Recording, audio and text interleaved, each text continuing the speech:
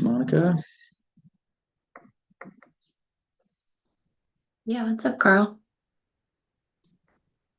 It looks like everything's recording and YouTube's live. Yep, it just went live. That's excellent. Thank you. Let me share my screen again.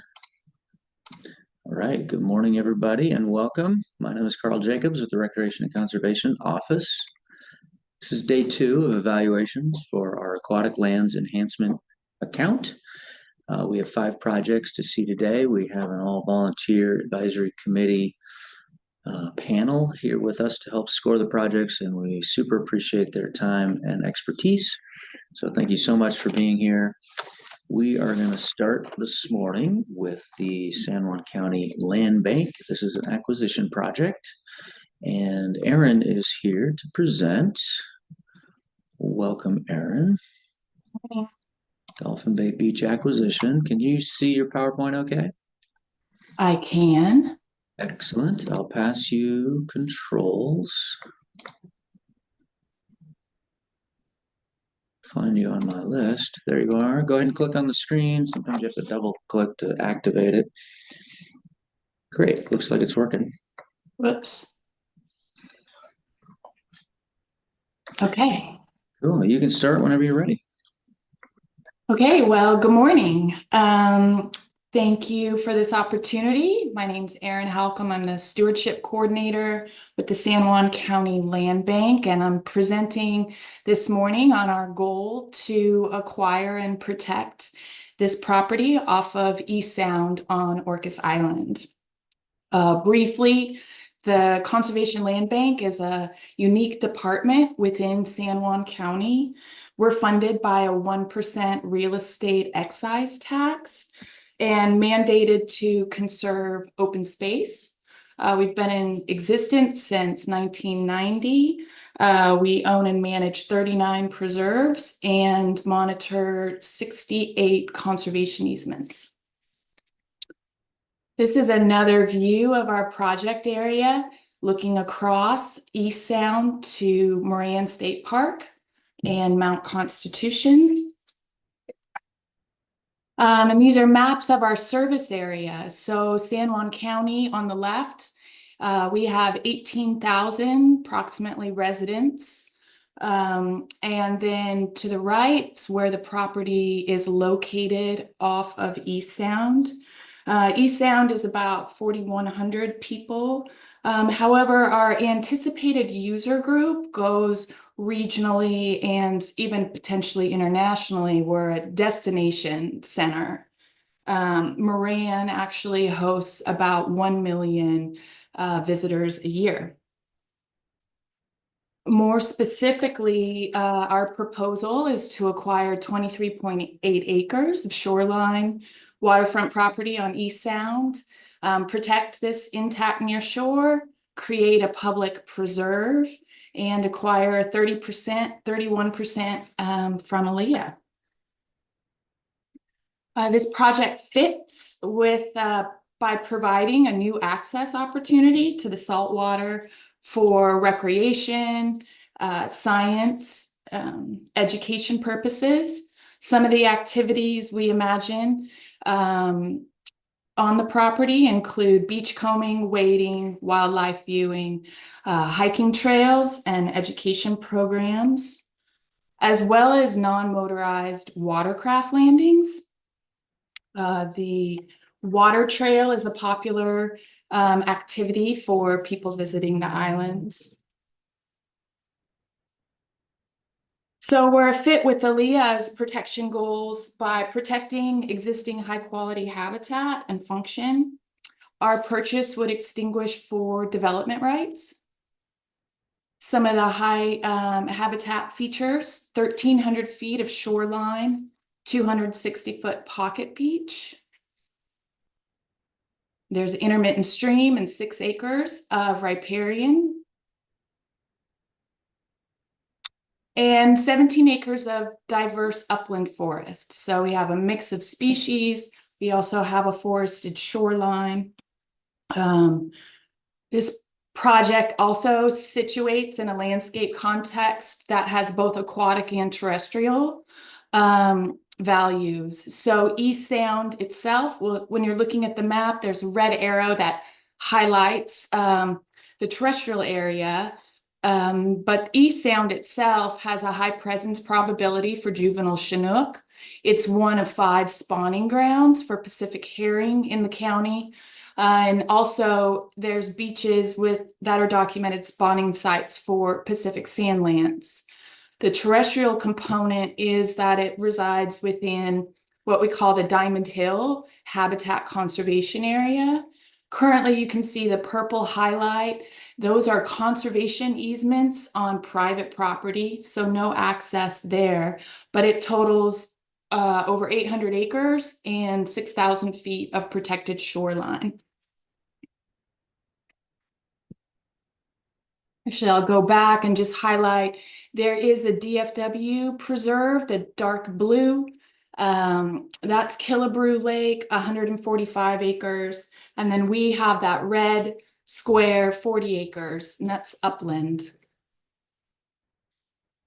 So in terms of the need for access, this is an overview of the opportunities of shoreline on Orcas. So you can see that the property highlighted in the center is within a gap area. Overall, there's 77 miles of shoreline on Orcas, but only a little over a mile provides public access. And so those blue arrows indicate access spots existing. Most of them are smaller pocket parks. And then to the east, you can see within Moran State Park 2 orange arrows. And just to specify, the one on the point is Point Lawrence. There's no public access at this time. It's being managed for wildlife and natural resource protection. And then to the north, there'll be access eventually from the Land Ends Trail. This will be fairly steep and more of one of our typical high bank rocky shorelines. We do have, the land bank has 3 preserves within East Sound. It's Crescent Beach, Judd Cove, and East Sound Waterfront Park. Collectively, those protect 2,900 feet of shoreline, but this single purchase for us would increase our protection and access in the area by 45%. And I mentioned that one swoop. This is a picture from Crescent Beach Preserve with our local community doing the Halloween Witches Paddle. So Crescent Beach Preserve, we acquired in 4 transactions over 7 years. So this acquisition is substantial for us in this area. Shoreline access is also listed as a need in several priority plans. They're listed here. Our local open space and recreation, marine stewardship, and a comprehensive plan. You know, priorities for protection of the nearshore are addressed in a number of analyses and studies. This graphic is a plan that was compiled using data from several years of field work, and it ranks all of these waterfront parcels as priorities for recovery. And so the arrow is pointing to the property we're proposing, and it's ranked as the highest tier for protection. In addition, protection of intact habitat is the top priority in our salmon recovery plan for our water resource inventory area. The Diamond Hill Habitat Conservation Area that I showed previously is mapped as resilient land by the Nature Conservancy. And also the southern resident killer whales have a critical role in our ecology as well as our economy. Acquisition of intact nearshore supports the objectives that are listed in the Puget Sound action agenda, as well as the salmon recovery southern resident killer whale recovery plan. There are other objectives that aren't listed here, such as stormwater runoff reduction, research, engagement. But I wanted to spend most of this time talking about ensuring prey availability, because the nearshore environments in the county provide critical feeding and rearing habitat for juvenile Chinook and other salmonids. Salmon originate in the rivers around the Salish Sea, and they migrate here to spend a critical growth period before migrating out further into the ocean. There's also a really strong connection with these juvenile fish to the terrestrial uplands. 30% of the diet of the juvenile salmonids around here are composed of terrestrial insects. So in sum, our marine shorelines are really important to the base of the food web. Some other factors within the project area are eelgrass beds, as I mentioned, forage fish spawning sites. The red circle highlights an offshore pre-spawn holding area for herring, and that is directly offshore of the property we're protecting. And again, the property would like to protect, and that property does have a pocket beach, which has been found to have the highest presence rate for juvenile Chinook. In terms of our scope for public access, I touched on some of the activities that we thought were appropriate for site.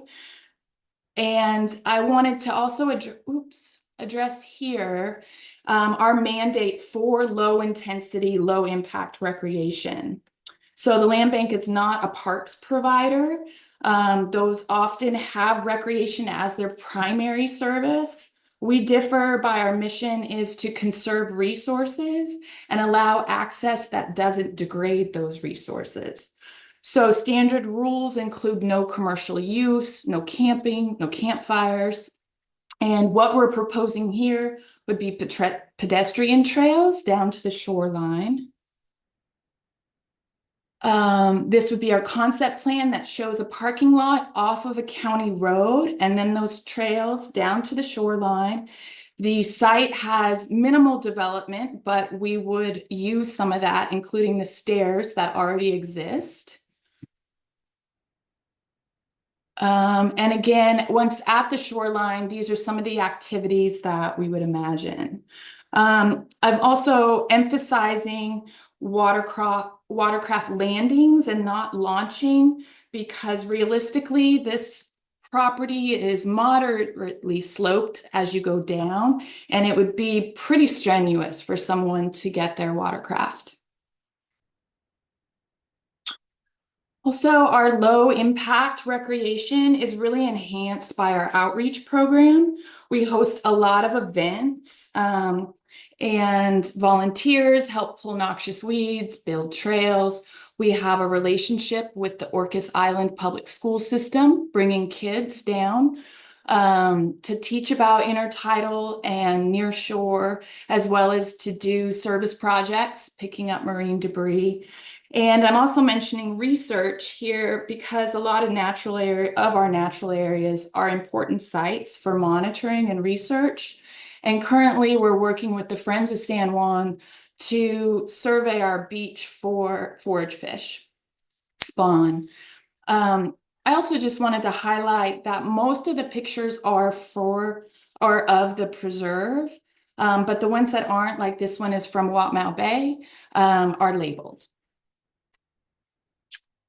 So in terms of suitability for protection, we've done some internal review that indicates that this may be one of the last waterfronts with these features on Orcas Island. So we're thinking there might be 2 or 3 that have this combination of low bank shoreline, a pocket beach, as well as county road access. Our project, as I've mentioned, is within East Sound. This is a high fish use area. And though we have 3 other preserves in the vicinity, they're not contiguous. So this property serves a gap, and it also adds further protection. And with this slide, I wanted to highlight a lot of the intact processes that this purchase would protect. We have mature forests that would filter runoff. It's also a mosaic of upland and riparian species. This really maintains that terrestrial connection with the food web that I spoke about earlier. The beach has mature overhanging vegetation and driftwood, which provides shade and provides moist conditions for forage fish, as well as other intertidal creatures. And then speaking about urgency and viability, why now? Well, 66% of Orcas is already developed. So the flip of that is that 34% is already conserved or has some level of conservation value.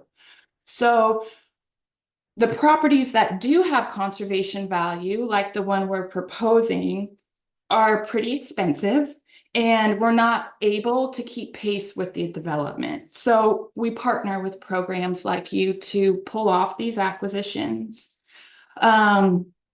In terms of keeping pace with development, this is a property view to the south. That dock actually has been extended since these shoreline photos occurred. And you can see all the parcels. This is actually for sale less than a mile away. The house pictured is just the guest house. So there's room to build a larger main house. This is the dock. And this is a mock-up that we did of what could happen on site. So as I mentioned, zoning allows for one house for 5 acres. This property could allot 4. So we also have a limited opportunity with a landowner who has a conservation ethic, is giving us a year to look for resources to purchase this, and then otherwise has indicated that he will put it on the market. I mentioned population growth. This is related to kind of this increased pressure that exists in our area, and us trying to keep pace with that development. More broadly, I wanted to speak to our viability as an organization. This is what we do, acquire parcels for protection and also low impact access. We manage, as I mentioned, 39 preserves. 31 of those are open to the public. 18 are waterfront. And collectively, we're protecting 13 miles of shoreline. So project engagement, the methods was a tricky one for us to address because it's not quite practical to do outreach prior to an acquisition. So what I'm using is North Shore Preserve, which is a property we acquired 2 years ago, as a proxy for what would occur in terms of methods if we're successful. This North Shore Preserve has similar conservation values. And so if we're successful with this property on Dolphin Bay, we would do extensive partner and public engagement. This includes with the school systems, the neighbors. We do notifications to the tribes of an acquisition and extend an open invitation to participate in management and stewardship activities. And then we also create a stewardship and management plan that involves a lot of public process. So if we were successful, we would initiate that, all these methods. You know, we know that there is great support for this. We've done 25 public tours of North Shore. It's not yet open to the public because we've had a lot of stability things to work through. We've had 2 specific events and we've had over 400 participants. So it shows real support in the community. We also know statistically that there's a lot of support in the community. The Trust for Public Land contracted with a research firm in April and did a stewardship survey for the San Juan County residents. They did 400 interviews, said they had a 95% confidence level, and it shows continuous broad support for conserving natural areas and protecting iconic plants and wildlife. Lastly, in regards to partnerships, this is a list of kind of our tried and true partners that we work with. We've had several letters of support, even though we haven't done much outreach. These letters highlight the food web, that 90% of the county is private waterfront property, that salmon recovery and the way of life here is linked to healthy shorelines. Highlighting the Island Conservation Corps and the Youth Conservation Corps, because these are programs that we work with to do a lot of our service activities. And we also have a grant application into the Salmon Recovery Funding Board. So partners really enhance our low impact recreation opportunities. They support collaboration on a lot of our events. These are just a few that I've listed. And I think we're poised to be really good in both protection and public access. So with that, thank you for listening and take questions of discussion. Yeah, great. Thank you, Erin. All right, questions from the committee or any clarifications? Carrie, go ahead. Yeah, nice job, Erin. That was great. It's good to learn about some protection efforts. One thing that we struggle with, and I'm from Port Townsend, is that we have a land bank there as well, and the land bank preserves land where we have infrastructure, and we are lacking housing in the community. And I'm wondering if that's an issue on Orcas Island, and if you have infrastructure on this piece of land, Great. like roads, utilities. Right. Yeah. So we are separate from affordable housing specifically. So Yeah. we're a little different from other land banks in that regard. This property has a cleared site for where the landowner was going to build a home and some utilities. It was logged in some areas, and actually the trail route that I showed for the site concept would follow those old skid roads. We do have pressure sometimes to accommodate the affordable housing needs, but we're also linked to a 0.5% affordable housing tax. So we're able to highlight that our public areas really provide some of these affordable housing folks with expanses of waterfront to access. So we're complementary and I would say and not competitive. Okay. Thank And then you. I have another question, Carl, if you don't mind. Sure. The question is about ADA access. I noticed that from your parking lot down to the beachfront is pretty steep, and you have already built-in stairs. Is there any ADA access, or is there parking ADA access? Well, we haven't acquired it, but we would look for accommodations. You know, the slope might allow for a gentle trail. We've done this at other areas, that could then provide an overlook. But definitely access down to the beach would be, difficult. Okay. Yeah. Yeah. Thank you. Thanks. Go ahead, Heather.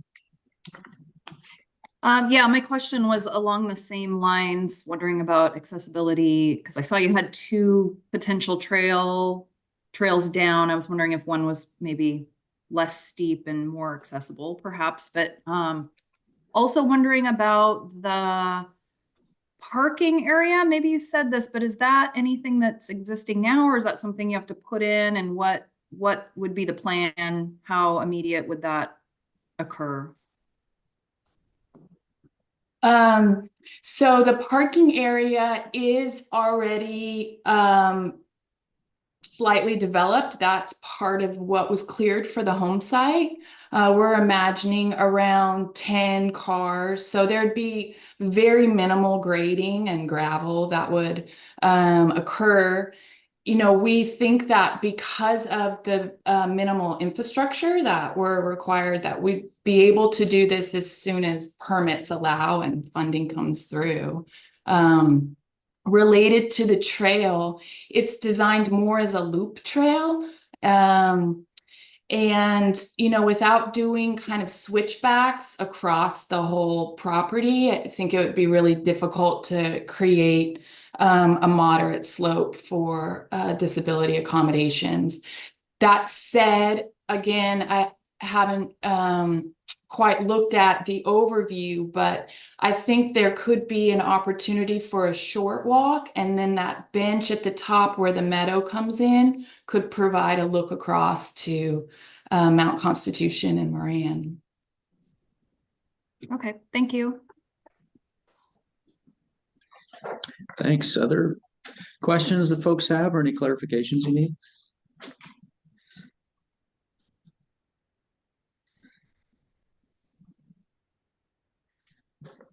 All right, I don't see any other hands. So Erin, thank you so much for joining us and presenting. Thank you very much. All right, have a great day. Yeah, you too.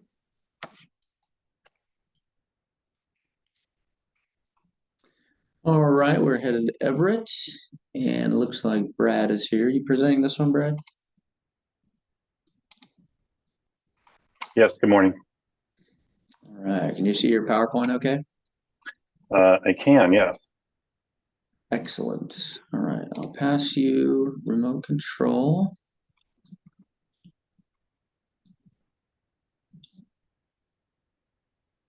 There you are.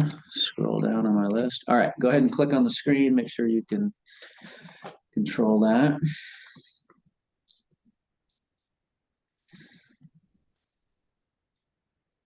There it goes. Let's see here.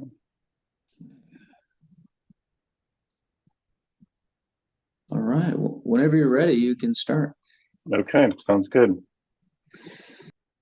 Well, good morning, everybody. My name is Brad Chenoweth. I'm a project coordinator with the City of Everett Parks and Facilities Department, and we appreciate your interest and consideration of our Lowell Riverfront Trail and Development and Restoration Project. A quick overview and introduction to our project. Our project is located along the west bank of the Snohomish River and is part of the popular and scenic Lowell Riverfront Trail. It's a 2-mile long, it's a 2-mile long multi-use trail that parallels the Snohomish River. It's an important part and feature of the 217-acre riverfront development and features prominently in our 2009 Public Amenities Master Plan. Not sure why it keeps advancing. The purpose of our project is to provide and retain public riverfront access through the realignment of a failing section of the riverfront trail. Our project proposes to realign 1,150 linear feet of the trail landward. This is an overview of the site plan. Our project will includes 400-foot section of the trail that is in peril due to ongoing bank erosion and seasonal flooding, as you can see in the lower images here. Loss of this section of trail will effectively create a dead-end trail. Successful completion of our project will provide a safer, more accessible recreation and scenic river experience and long-term solution to an ongoing challenge. Moving into evaluation criteria, public access goals. Our project fits the city's public access goals in several ways, and I'll be referencing our public amenities master plan here. The green shows the trail in its entirety, and this is our project area here. Our project will ensure this valuable recreation opportunity remains safe and accessible. This will be achieved by the realignment of the trail landward, including that 400-foot section of compromised trail. We'll be integrating 200 linear feet of elevated boardwalk to enhance the experience, and by retaining enhancing scenic views of the river and Cascade Mountains that are such an important part of this popular destination. We'll increase public awareness and education opportunities with the introduction of interpreted signage to raise awareness of the river as a critical environmental and ecological asset. This information will illuminate the rich historical and cultural relevance of the river for Native American communities, and we look forward to working with the tribes in developing this information. And it celebrates the reclaiming and restoration of the river from its industrial past. It will also enhance and connect current and future amenities along the Snohomish River, and I'll just highlight a few of those here. From the south, we have the Snohomish River Regional Trail, which is a proposed 5-mile multi-use trail that connects Snohomish and Everett, will connect. We have our Rotary Park and Boat Launch, which in 2021 was renovated with a RCO boating facilities grant. In 2022, we introduced a nearly 1-acre off-leash dog park in the area. And opening in 2027 at the north end of the trail will be the new Eclipse Mill 3-acre park that will include a picnic pavilion, a new playground, river access point with a gangway and floating dock, and a scenic overlook deck.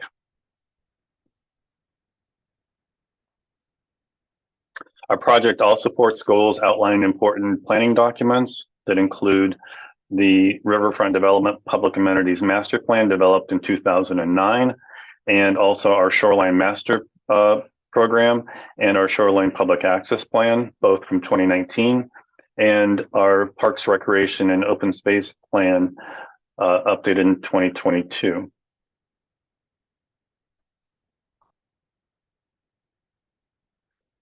Criteria 2, fit with protection goals. Our project aligns with and supports Everett's critical areas and environmental protection goals. It preserves, protects, and restores critical areas, including, as depicted in the upper right, wetlands that surround the area, and this is our project location. Streams, tributaries, and wetland channels, also shown here in the lower, passing through the site into the wetlands and the Snohomish River. Geologically hazardous areas, native growth protection areas for wildlife habitat and to maintain water quality, groundwater discharge areas, and flood hazard zones. Our project will protect the public from personal injury due to the flooding, erosion, landslides, and soil subsidence. It will reduce unnecessary maintenance and the replacement of public facilities long term, and it will also remedy further degradation of the natural environment. In addition, our project supports the priorities of the state's Growth Management Act, the State Environmental Policy Act, and the City of Everett's Comprehensive Plan. In addition to the mayor's and our city council initiatives and citywide sustainability goals by expanding, restoring green space and natural areas within the city, improving neighborhood walkability, encouraging non-motorized modes of transportation, and improving bikeway connectivity. Criteria 3, local priorities, need for protection. Local priorities here, criteria 3. The Lowell Riverfront Trail has been an essential part of this community and region for over 20 years, serving as park and open space and supporting the recreational needs of people of all ages and abilities. You can see the trail here indicated in yellow running along the river and the development in and around the site. In 2022, our pros plan, residents identified trails as the most desirable public outdoor amenity, particularly those providing water access. Our project increases and maintains visual and physical access to the river and its shoreline. Our trail realignment and boardwalk is a vital connection for this popular multi-use regional trail. And you can see here with the trail hierarchy plan, the yellow is the Lowell Riverfront Trail and the many connectors that reach that trail. As indicated in the statistics on the left, the Department of Health's Environmental Public Health Tracker, this community currently rates as 8 on a scale of 1 to 10 for environmental health disparities and exposures.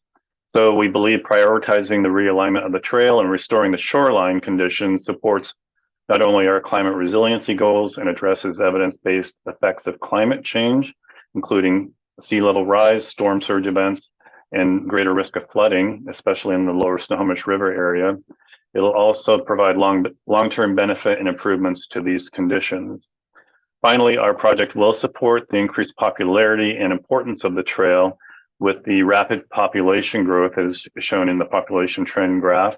This is a direct result of implementing the Riverfront Development Master Plan, with the majority of the construction happening most recently as of 2018.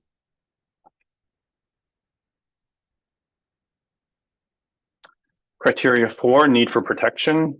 So river forces, including flooding, tidal influence, and flow have resulted in persistent failure of the shoreline, jeopardizing the trail and public safety.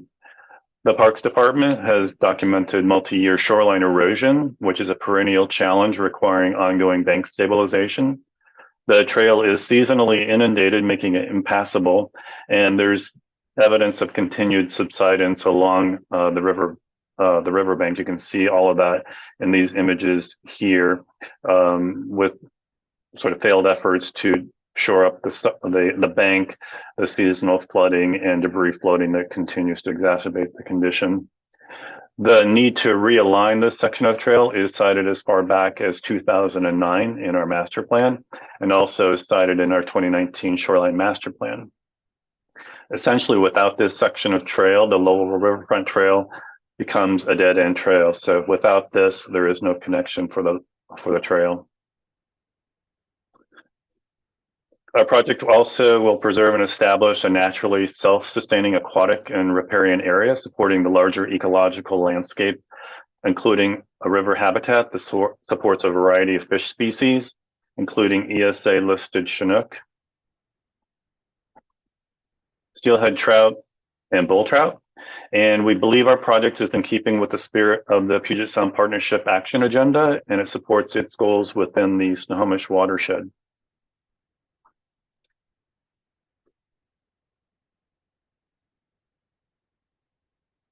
Criteria 5, public access. Our project is located within Everett city limits. The Lowell Trail is accessible by Interstate 5. It's less than a mile away. As you can see here, the white is Interstate 5. Our trail is the yellow. It's also in close proximity to Everett Transit Station, which is Everett's largest public transportation hub. And it is within 2 miles by bus to the southern trailhead. The Lowell Riverfront Trail offers an amazing array of unique recreational and educational opportunities, and it truly is the spine to a larger network of trails, which include the Washdot Pond Paths and pedestrian overpass, which connects it to the historic Lowell neighborhood to the west, as you can see here. The 13-mile interurban trail, which runs from Everett south to Linwood. And as I mentioned earlier, the proposed 5-mile long Snohomish River Regional Trail, which will connect Everett and Snohomish for the first time. All of this is in addition to future planned connections to our neighbors to the north and to the south and to the east. The trail also provides direct access to river-based recreational opportunities like canoeing, kayaking, sculling, other motorcraft, and of course fishing. And this trail corridor supports access to outdoor recreation for people of varying needs and abilities, including those in wheelchairs. Excuse me here.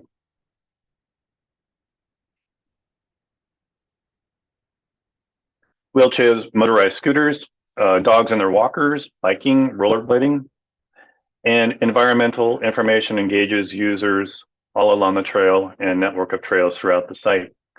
There are visual references to early homesteading and farming culture in the valley, and of course, the iconic views of the Snohomish River, Mount Baker, and the Cascade Mountain Range. Importantly, this regional trail supports a burgeoning riverfront district that has been in planning for more than 20 years. Just since 2018, 1,200 housing units have been built, including a recently completed apartment complex That includes income-based units, and there are plans for upwards of 90,000 square feet of commercial space.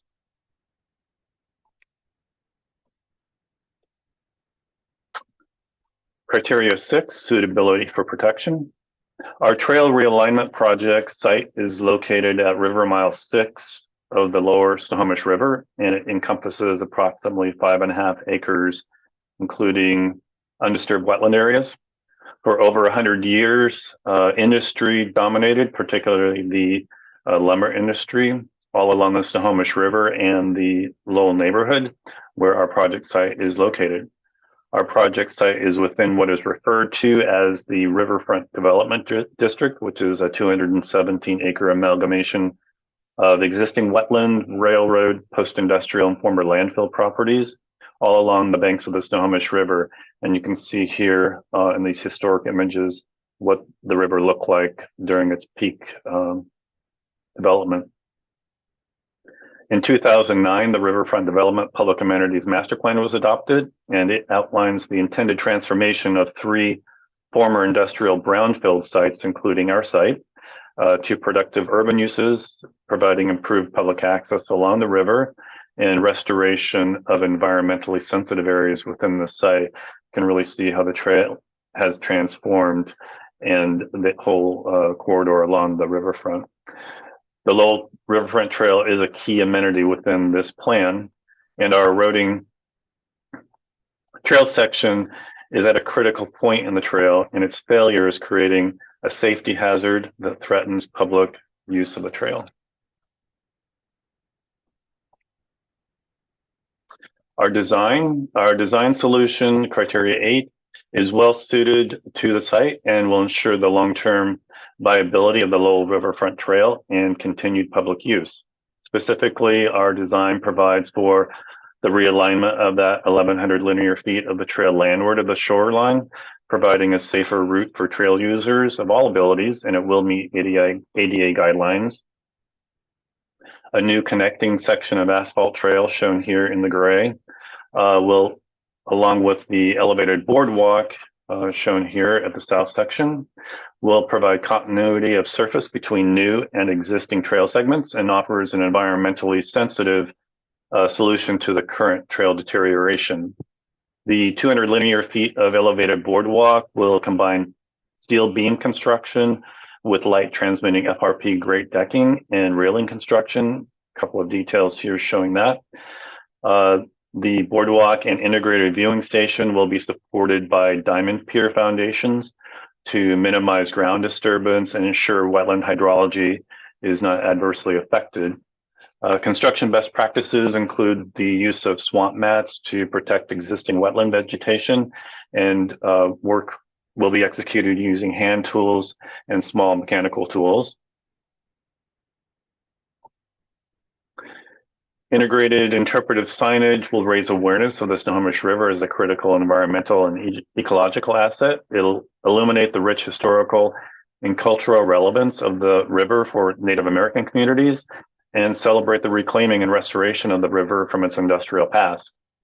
Permits are anticipated by May of 2025, with construction commencing in 2026. Criteria 9, design development or budget. Our project team is led by KPFF engineers and supported by McLeod Record Landscape Architects, HWA Geosciences, and Anchor QEA Environmental Consultants. And based on the 100% design, our engineer's estimate for the project is $1,444,748. We're very hopeful RCO will support our project with a grant of $500,000. The remainder of the project will be supported by bond funding. Moving into criteria 10, restoration efforts include a net reduction of 7,000 square feet of existing impervious asphalt trail that's removed along the river here.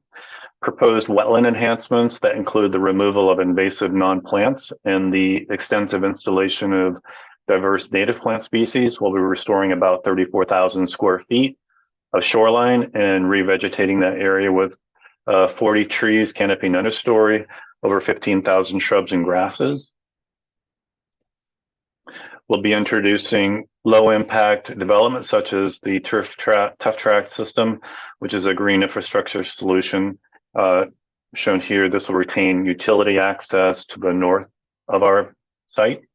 We'll be removing about 25 in-water creosote timber piles from the site's former industrial use, as you can see here along the river, and examples of those piles. And the abandoned trail corridor will be restored and returned to a more natural, less maintenance-intensive condition. Overall, our development and restoration project will provide a net benefit to the area. Viability in achieving our plan, the long-term protection of the site will be achieved through an existing shared conservation easement between the city of Everett and homeowners of the adjacent community, thereby ensuring protection of the project in perpetuity. Sustainability and self-sufficiency goals will be achieved through the shoreline buffer enhancements we've described, along with a reduction of existing maintenance-intensive lawn areas and landscape treatments. Everett Parks and Facilities staff and community volunteers will provide monitoring and long-term maintenance of the project to ensure its success. And importantly, success of our project will fulfill a long-held objective identified 15 years ago in the Public Amenities Master Plan.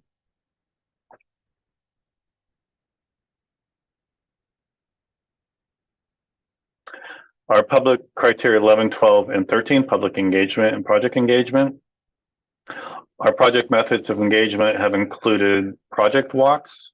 As you can see here in the images, volunteer work parties with community groups to help create greater ownership, monitoring of the adjacent native growth protection and critical areas, and engaging the two largest homeowner associations adjacent to the project at the overlook and the towns, as well as engaging with longtime residents of the neighborhood group of Historic Lowell. And community engagement over time, there's a long history of public engagement predating the 2009 master plan, including consultation with the Tulalip tribe in developing the Bigelow Creek plan, which is a part of that master plan. Our public outreach efforts and planning during the 2009 amenities master plan, and during the most recent update of our PROS plan in 2022, engagement efforts included pop-up events, virtual meetings, interviews with community stakeholders, park board and planning commission meetings, and we conducted online surveys which yielded over 700 responses. And partnerships that we have developed around this project include community-based organizations like Green Everett, a longtime partner with Everett Parks, citywide park beautification days. We've done planning parties and litter pickup events, and our public-private partnerships include that with our developer Shelter Holdings and also the two HOAs in the neighborhood. So we thank you for your interest in our project, and I'll be happy to answer any questions that you might have. Great, thank you, Brad. All right, questions or clarifications that folks need for this project?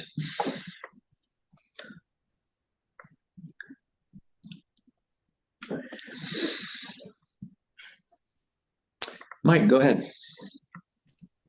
Good morning, Brad. That was a good presentation. I thought you added some things there since the technical review that was helpful for me. Just a question, I think Chris kind of was asking you via chat there, and then just a follow-up regarding the restoration design. Is that, is there opportunity to, so you'll be removing the trail and doing some replanting, and I'm just wondering if that sort of interior wetland is natural, so to speak, or has that, you know, is the trail sort of a dike that has created an interior wetland, and therefore also is there an opportunity to you know, create more floodplain continuity, I guess, between the river and that interior by, you know, removing trail grade? Good question. And are you seeing the slide here, 13? So essentially this area is at about a foot above the ordinary high water mark, maybe a little bit more. So there is during high rise tide, flow into this wetland area. The realignment, the gray section here and the boardwalk that crosses the wetland, essentially we believe runs along a former rail corridor. So that elevation is somewhat fixed in that it relates to the housing development to the west. But to your point, I think once this does get replanted, it'll certainly provide for greater opportunity for the water to come into this area, and then also further the wetlands to the north and to the south.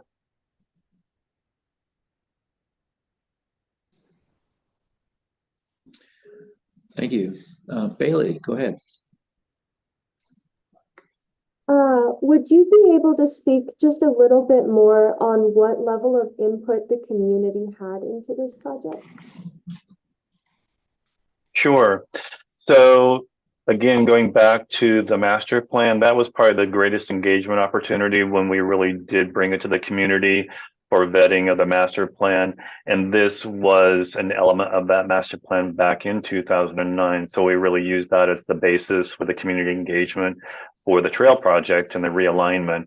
But certainly most recently, especially since around 2018, when the HOAs came, when the development started with the housing developments, especially the one immediately adjacent to the west of our project, we've had an opportunity to meet with the homeowners association and make presentations to those communities so that they've had an opportunity to understand what's happening in their backyard and you know, engage them in a way with those cleanup parties and monitoring the critical areas that are in and around the site to help maintain them. Thank you. Mm-hmm. Thanks. Go ahead, Chris. Good morning. Thanks, Carl. Hopefully you all can hear me. If you could go back to that restoration slide again. I guess I'm kind of following up on Mike's question. What besides planting, so you talked about the riverbank eroding and kind of some failed armor attempts in the past. If that continues to erode, what is the plan? Does the rail line that the new trail is on, does that provide the protection for the housing if needed?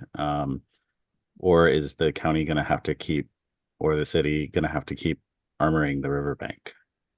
No, good question. The housing does sit at a quite a bit higher elevation. I don't know the exact elevation, but I'm guessing it's probably 6 feet to 8 feet higher than where the rail line trail elevation is. So there's no risk in our minds that to the housing development for certain.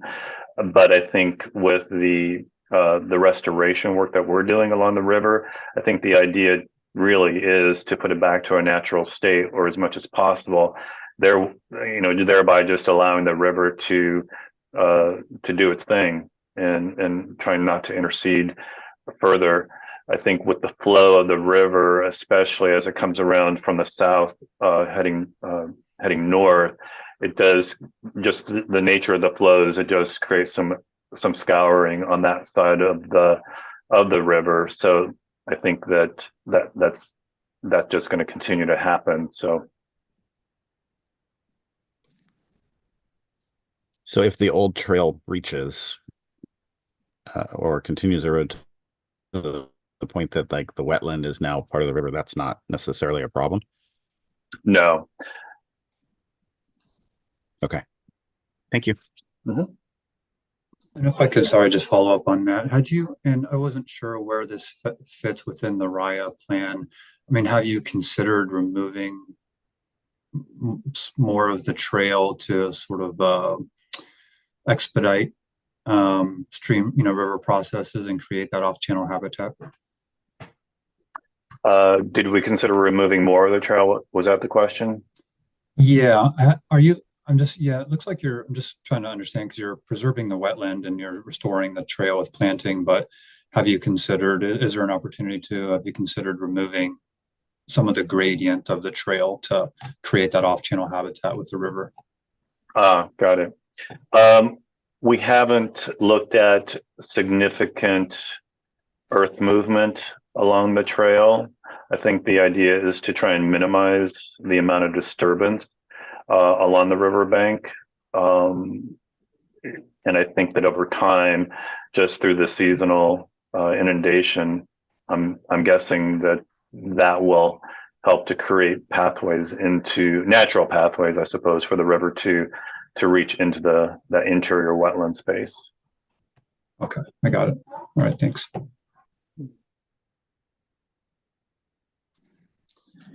Thank you. Anything else that the committee needs or questions?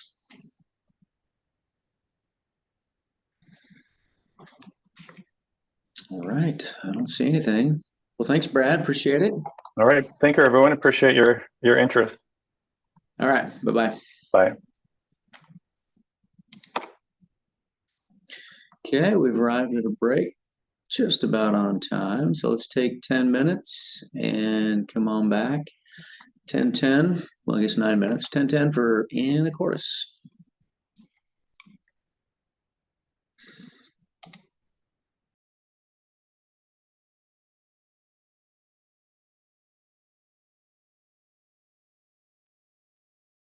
Carl, did you see the note I left you, or the note in chat?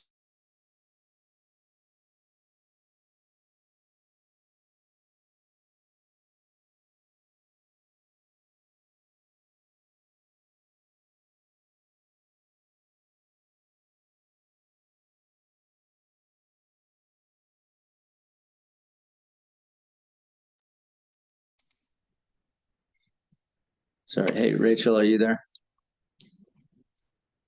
Yeah, so sorry, Carl. Did you see the note? I just chatted you that for Flowing Lake, Rachel Dotson will be speaking, but David McConnell will be presenting or controlling the slides. And then kind of similarly for Birch Bay, Rod Lamb will be speaking, but Bennett will be controlling the slides.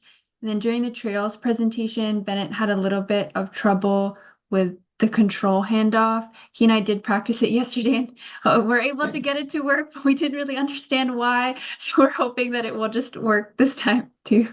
So fingers crossed. Yeah. Sounds good. Thanks. I during the presentations, because I pass controls, I can't see the chat. But during the Q&A, I can like catch up on what's going on in the chat. So yeah, thank you for that. And I'll keep an eye on that when we get to those presentations. Appreciate it. Thank you.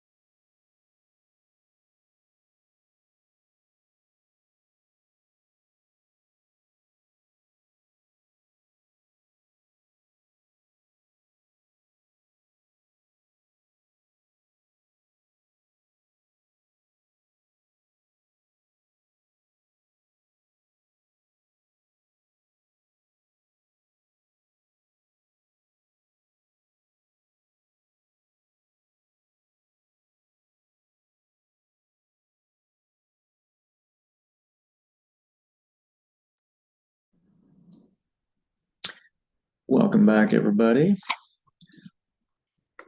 Looks like Anacortes is here. Hello, good morning. Morning, Carl. Yeah, how you doing, John? Great. How about you?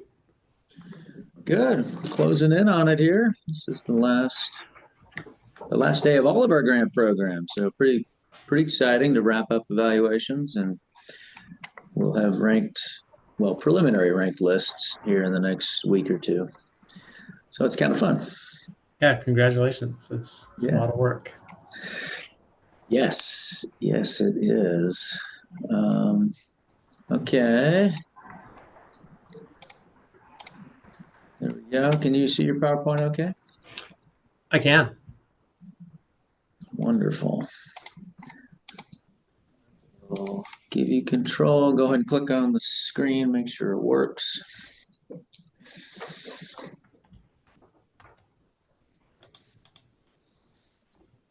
How do I advance the slides, Carl? Sometimes you got to double click on the screen to kind of activate it and take control. And then there it goes. Oh, and yeah. then you can usually use your arrow keys. Got it. 10-4. Yeah. Perfect. Thanks so much. Are you all ready? Yeah, I think so. Go ahead whenever you. Great. Well, thank you so much for your time. As always, I'm sure you have a lot of great grant participants and folks before you that are coming. We're grateful for your time. So this is our proposal for restoration development at Heart Lake in the Anacortes Community Forest Lands. I'll just kind of scroll through and get it going. So this is our service area, stretching roughly from Canada down to Seattle and out into the peninsula and the east counties of Whatcom, Snohomish, King, and our own Skagit.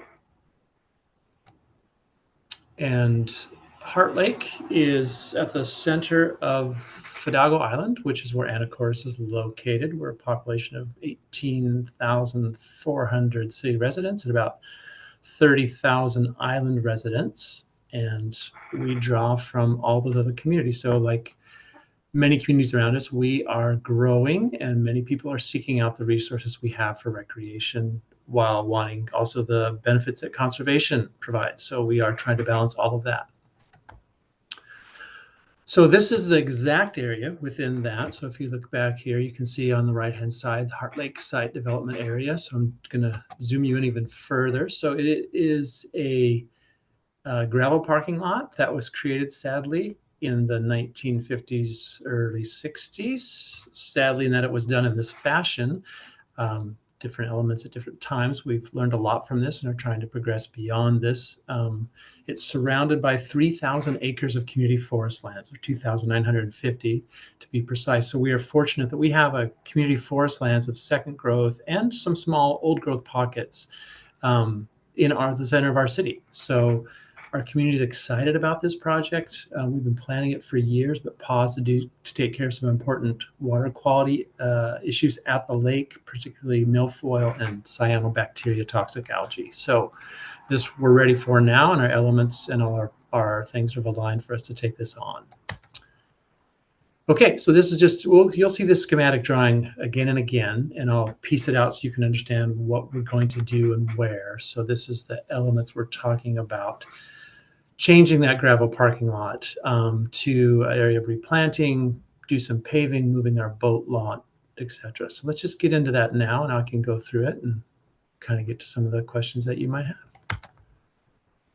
This is the work zone, what we're talking about specifically. So everything I'm talking about here as far as what we want to do is down near the shoreline. So the work zone is roughly in the big red rectangle, and the staging area is part of this where we're doing it's already gravel. We'll be holding our elements there and stay mobilizing for construction there, but no actual physical work will be going on up in staging, just mobilization. And that will also be open for parking while we're doing this work as well. Okay, question one. We're excited about the new opportunities for water access. We have a boat launch there that was built in the probably early 60s that has fallen apart completely and has closed off to access. People just use the shoreline now. We want to renovate the roughly 16,000 square feet of gravel next to that boat launch with native plantings and pathways for accessibility. This will give us greater access to the shoreline for folks with mobility issues and just separate some of our pedestrians from the vehicles. Right now, it's just a parking lot where everyone comes. It's not very safe. So we want to improve that. By doing so, we'll be repaving a certain section to get the runoff from the cars into a bioswale, and having areas there that will protect from some of the runoff of the gravel. We've had problems with phosphorus loading in the lake, and so this will allow us to have the replanting to send the water where it's supposed to go instead of where gravity decides for it to go right now. Public awareness of aquatic lands. We have a strong collaboration with our city museum, the Samish Indian Nation, and the Parks and Recreation Department. Have been doing that for 4 years throughout our system. It's a great complementary process where we work together on signage, where we bring elements that we all have concerns about, and bring them to every educational piece that we do. So that would just be another piece of that. We're excited to add this element to it.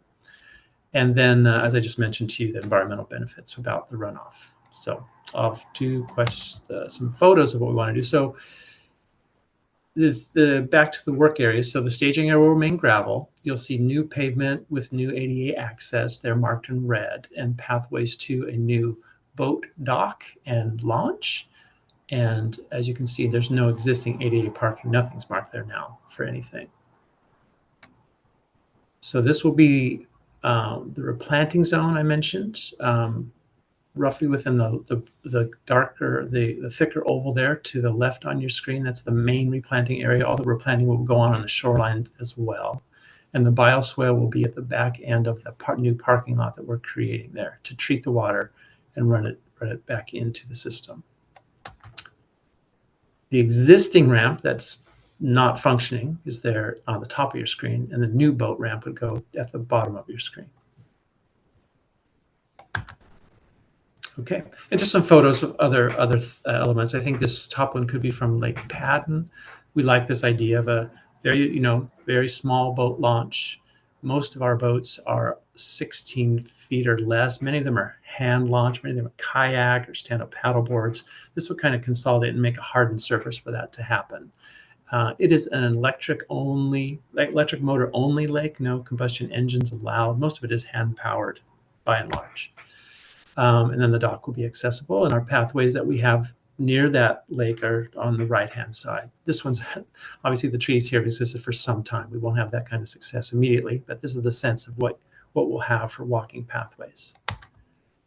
Where we need accessible pathways, this is an example of what we will and have done in places. We harden it and create that pathway for folks to get to and from that have lower mobility issues. And here's an example on the right of our sign collaboration with the Samish Nation. This is out at Ship Harbor. It's a local wetland that meets the Guimas Channel out at the State Ferry. So this is kind of an example of how we work with Samish and our museum in the past for this sign collaboration. Each of us taking apart every element is listened to. Samish has been a wonderful partner and continues to help us take the lead in doing a better and better job of getting information out from time immemorial to the present, and not shoehorning Samish into the past, but showing that they're a relevant member, an important member of our current community. Okay, question 2, protection goals. So this is the largest freshwater public access point on our island. And it's in the middle of those 3,000 acres I mentioned earlier. This is a 15-year restoration project that we started with the water quality improvements, and this is just the logical next step. So in doing so, we want to take that gravel out and create nearly ½ acre of shoreline forest habitat, treat the parking stormwater runoff. The lake itself is an important headwaters for the Ace of Hearts Creek that flows through town with habitat throughout until it unfortunately goes underground. But at the lake itself, it's habitat for beaver and otter. It's an important flyway. It's just, as we've done improvements throughout, we've noticed more and more species coming back. So as we remove the toxic algae, as we've dealt with milfoil, and as we've improved the water quality, we had beaver recently come back for the first time in 50 years. So that's exciting. Okay, you've seen this before, but I believe repetition is helpful sometimes when you're looking at all these grants. So this is the schematic and where we want to do that work. And you all have seen bioswales. This is a more urban bioswale, but the concept is clear. We would plant it, grade things into it, and create the necessary space we need to do that filtering efficiently. And then here's an example of native planting. We've taken another step with Sandwich. We reached out and asked their DNR if they would like to help us create a list. And we've learned a lot from that process dealing with Sandwich. When we work with Sandwich, we in the Parks Department, sadly, sometimes we believe that we can place something and then tear it out if it doesn't quite meet our needs. Working with Sandwich, we've learned an important lesson that they take a process that we've learned a lot from, that if we're going to put it in, we need to commit fully because there's no taking it back out. That's an important part of the Sandwich replanting process. They bring the community members, and it has an element that we think will help educate our community of non-native citizens to understand what elements go into a Sandwich replanting. And so it'll be more of a celebration and a reclaiming instead of just putting green back, which is important too, but it will add an element that we had not heretofore thought about until we engaged the conversation with Sandwich DNR, which I think would be fantastic and we're excited about. Question 3, the need. So we had a planting plan, a plan that started in 2009 that listed the desire to do this. And so the citizens came together with stakeholders from several groups, user groups, conservation groups, and we created the elements that are in this plan and the drawings that you've seen. So that all those elements from parking restoration to planting to moving the boat launch to ADA access, those are all from that conversation dating back to 2009, 2010. And again, we took that break to deal with water quality. That's why we didn't go with it faster, because that was the need right in front of us. We lack functional access for boats. We've seen that boat use change since we banned combustion engines. You don't see 24 footers or 28 footers or people water skiing or anything. It's changed dramatically to the more hand launch that you see. It's part of our capital facilities plan. It's part of the city. ACFL is short for Anacortes Community Forest Lands Plan. It's part of our impact fee plan. So this has been vetted. It's identified as a community need and supported not only by stakeholders, but our elected officials as well, and has been for some time. Again, repetition, sorry for that. Now you know where everything's going. This on your left is a photo from the Heart Lake planning process, some of our stakeholder meetings. We had public meetings. We didn't have the internet or social media presence that we do now, so this was largely in person. And then we brought that information back to our electeds at the city council, and they voted on that to approve it. And it has been part of our capital facilities ever since. So the community is used to this. They're excited about it. They support it. And just again, and here's the typical, since questions have come up about the boating size under ALEA rules, they're typically under 16 feet. They're hand powered. Some are trailered in. Most are car top launch. All right, question 4, need for protection. Our shoreline master plan mandates that when we do this kind of work, we look to balance conservation and recreation and access to public waterways, be they fresh and or marine. In this case, it's fresh. So that's the mandate from our stormwater master plan. The enhancement and protection efforts just continues what we've been doing at Heart Lake and is part of not only the shoreline master plan, but our forest plan. This work is supported through we did some work with Herrera Environmental.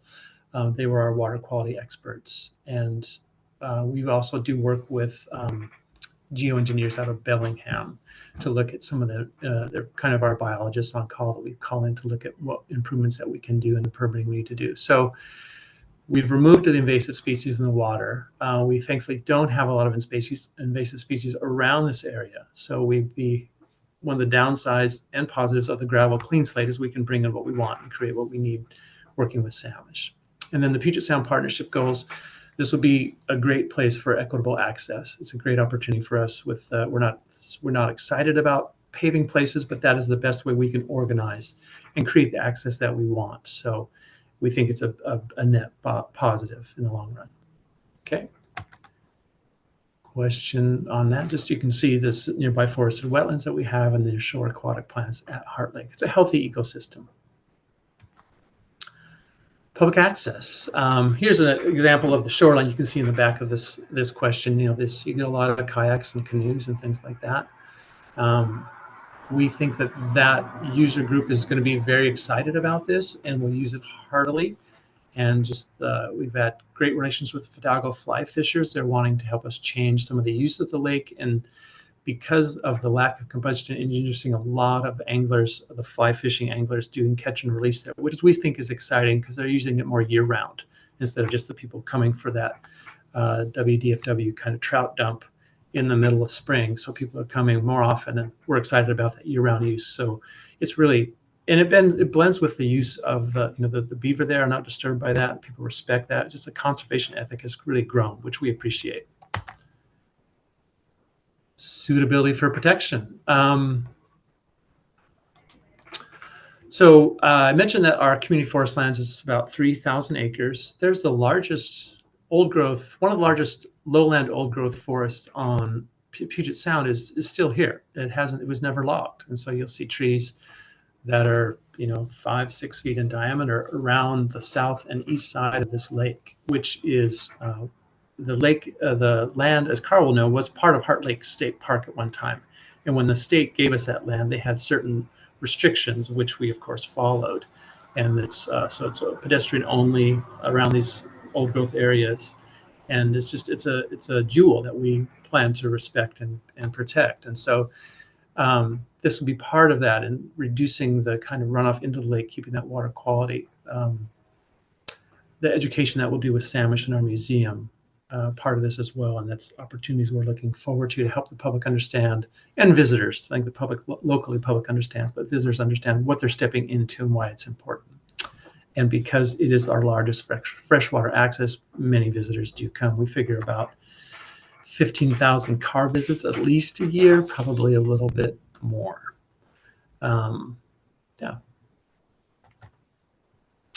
And here again, it's just a refresher for you about where this is on the island. Those two green blobs are connected by trail and easements. So people can start at one end and walk. They cross two roads to get to the other end. So those have crossings and designations, and it's a great local luxury for the community, but it attracts a lot of visitors, whether it be bicyclists, hikers, equestrians. Limited motorcycle use in some areas that has been restricted over time. Question 8. This does align with our development needs. As I mentioned, our shoreline restoration requirements, our stormwater treatment requirements that we are working with our stormwater folks in Public Works about, and educational opportunities and the water quality that we have already done. It treats the water runoff and provides greater access by that pavement that we are looking at bringing in, and it allows folks access to the dock who would have low mobility issues. And so that is one thing we kind of lack, is water access for folks with mobility issues, and this would solve that. So that's a great opportunity. We believe in wildlands access for all, and so we don't think you should be satisfied sitting in a car. And so that's our goal, is to get people out, and that's one thing we want to do here. Question 9. So our costs are based on previous construction experiences. We have experience with floats that we've done at a local park in town called Washington Park. That design is the design we would bring here. It is steel with aluminum and fiberglass grating, HDPE plastic to where we need to for the floats. Pilings would be stainless and or concrete. And then we would have fiberglass decking for light penetration of the shoreline. That's what we've done elsewhere. We are fortunate. We are a marine center, so we have large engineering firms that create these things, and then we can partner with them to get them in a smaller version that suit our needs. And we expect to be construction ready within about 12 months after, if we were fortunate enough to have the grant awarded and the contract signed. So we're already meeting with permitting agencies like WDFW, our own agencies, the Army Corps, Ecology, and talking with our biologists at geoengineers, just how we would go about this, because we know it's a heavy lift. question 10. I mentioned some of the other issues. I think that surrounding lands is an important one to bring up here. As I mentioned, this is kind of a blight in the middle of our forest lands. It's 1950s technology in the middle of an area that's been conserved. And so we would like to bring this area up to par and deal with it responsibly and respectfully to the new members of our population seeking access. So this is a great opportunity to do that. And I think that with the permitting requirements and our own desire in the city to partner with it responsibly, I think we can make it a great project.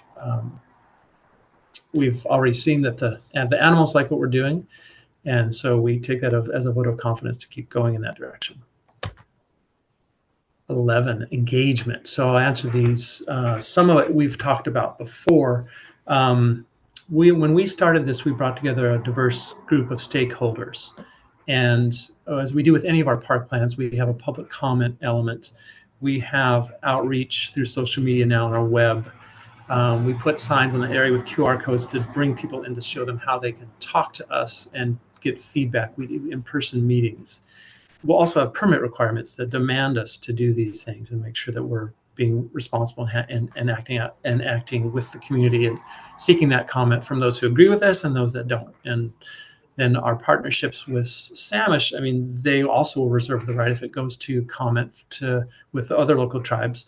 If the Corps permits requirement that, then we'll listen to those comments through that process as well. So just because someone is a partner with us doesn't mean they always agree with us. We understand that, and then we accept that as a part of this. It's our project, and we need to be responsible to all the voices about it. Community elements, stakeholder-based creation of the project. So we think that it has good support there. People will disagree with certain elements, and that's fine. That's part of the conversation. City Council, our electeds, have approved it over the past 14 years. We believe that has a strong, significant vote of not only financial backing, but also community backing.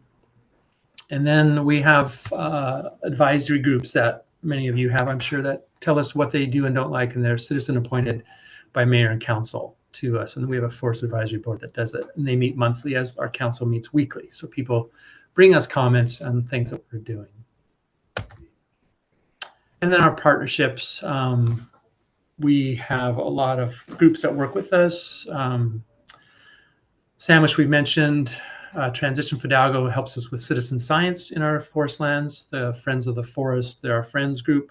They've been around for 30 plus years. They do community education. Both Transition and the Friends are contracted with the city. We pay them money to help us do some of that work because they do it better than we can do. But again, they're going to have critiques of any project, and we expect them to do that. They're not beholden to us, nor do we want them to be.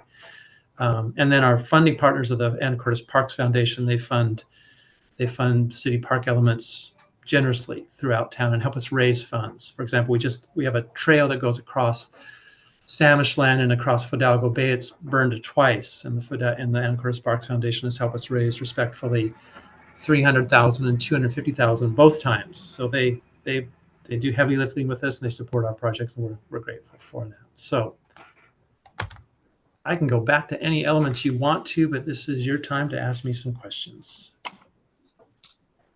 Great. Thanks, John. Appreciate that.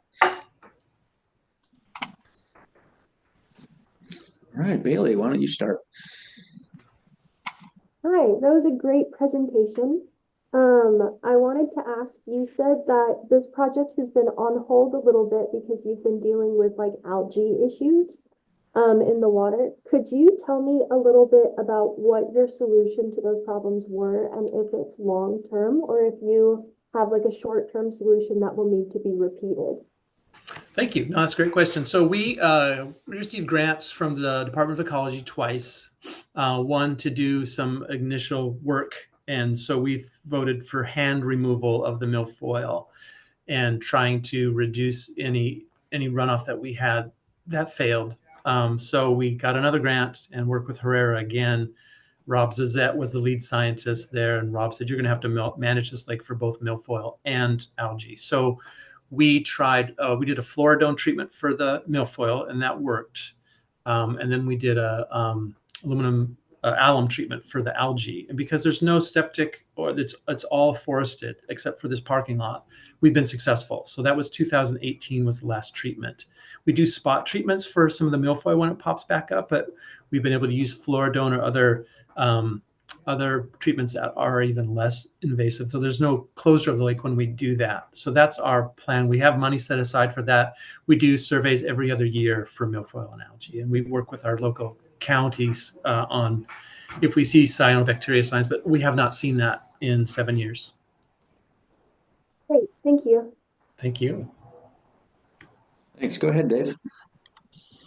Hi, I'm having trouble with my video, so I'm not going to be able to you're not going to be able to see me, but I wanted to follow up on that with a question about phosphorus and what is the thought on how the problems developed in the lake since it's surrounded by forest and everything. I'm just curious as to what are the thoughts on and how that developed and Right. Okay. Gladly.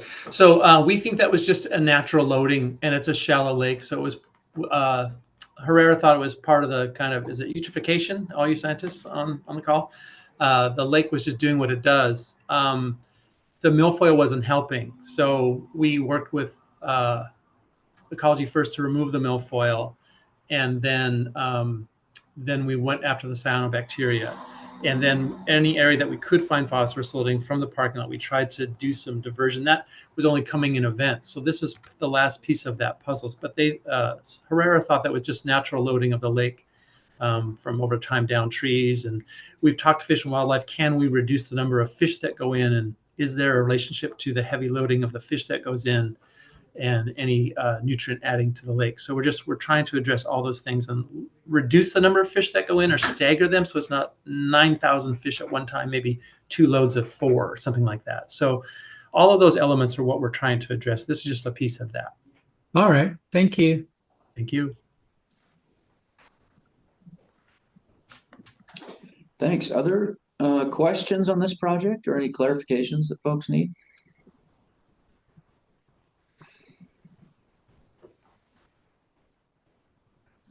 All right, I don't see anything, so appreciate it. Thanks, John. Thanks to all of you. Good luck with the rest of your days and your consideration. Appreciate your time. Yeah, appreciate it. We'll see you.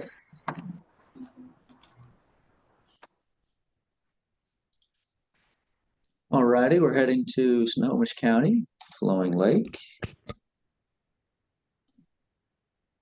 Hello, Rachel. Welcome. Thank you. And let's see. Was somebody going to be advancing the slides? Yep, I've got David here. He's Oh. sitting right beside me. He's going to be advancing the slides for me. Okay, but he's not logged in separately. He is logged in separately. Yep, I see him here. Okay. I'm logged in. Oh, there you are. Okay, I see I you have now. my audio off because there's an echo otherwise. Yep, makes sense. Okay. Good. Well, welcome to you both. Let me open this. Can you see that okay? Yeah, that looks good to me. David, you got it? Great. Hang on one sec. I got to find them on my list and then. I'm not seeing the controls to advance the slides yet. Yeah, hang on. Okay, go ahead and double click on the screen. You should be able to take that now. Okay. There you go. There we go. Okay, let me turn my my audio back off. Actually, I can't do that.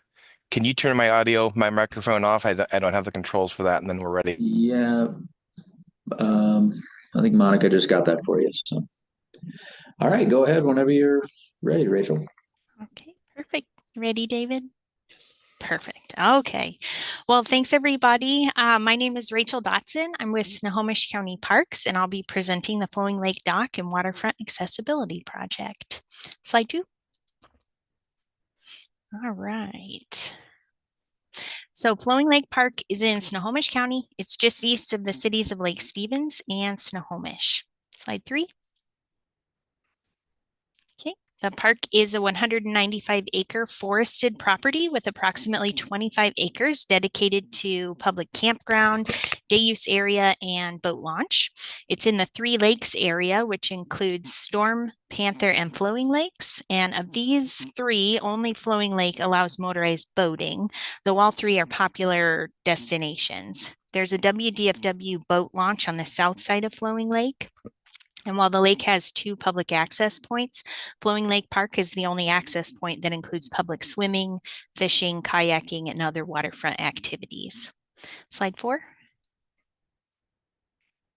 Okay, the park is located along the northern edge of Flowing Lake. It was purchased by the county in 1968. Previously a waterfront resort since 1925, it's had a long history of attracting visitors for waterfront recreation in Snohomish County. Today, it remains popular for boating, picnicking, fishing, swimming, and camping. And despite several recent renovations in the last decade, many accessibility barriers remain in the day use area. Slide 5. And we have 4 main goals for this project. 1, replace the old floating dock. 2, create accessible recreation opportunities. 3, create an educational waterfront experience. And lastly, improve accessibility to the waterfront. Slide 6. So section 1, fit with public access goals. This project will improve access to aquatic lands by adding new recreational and educational opportunities. Currently, barriers such as difficult dock access, an outdated waterfront path, no path to the swimming area, and inaccessible picnic tables hinder people with disabilities from enjoying waterfront activities that many families enjoy here at the park. This makes it challenging to get to the dock, swimming beach, and picnic spots. Slide 7. Okay, new opportunities for water recreation focus on improving accessibility where it currently doesn't exist. This includes adding an accessible kayak launch, it's pictured here, and a fishing dock, new features for Flowing Lake, and creating accessible paths to swimming and picnicking areas, allowing people of all abilities to enjoy these activities. The kayak launch will feature a transfer station to assist people with entering and exiting the kayaks, and the fishing dock will have an adapted guardrails. This will be Snohomish County Park's first accessible kayak launch, providing a new recreational option for people with disabilities who might otherwise avoid kayaking. And slide 8.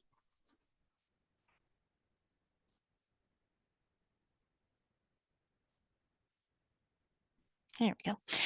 The project will renovate aging park infrastructure and improve the overall access to the lake and waterfront recreation activities. Among these improvements is the renovated ADA parking area near the dock, which includes 3 new and 1 renovated ADA parking spaces and an access path to the dock and kayak launch. Next slide. Okay. We'll also replace the old floating dock. Here are some photos of our over 40-year-old wooden dock, but it's still very well loved and well used by the community. Next slide. Okay. Along the new pathway to the swimming beach, we'll improve the waterfront path, shown here in the lower right, and transform it into an educational experience. Slide 11.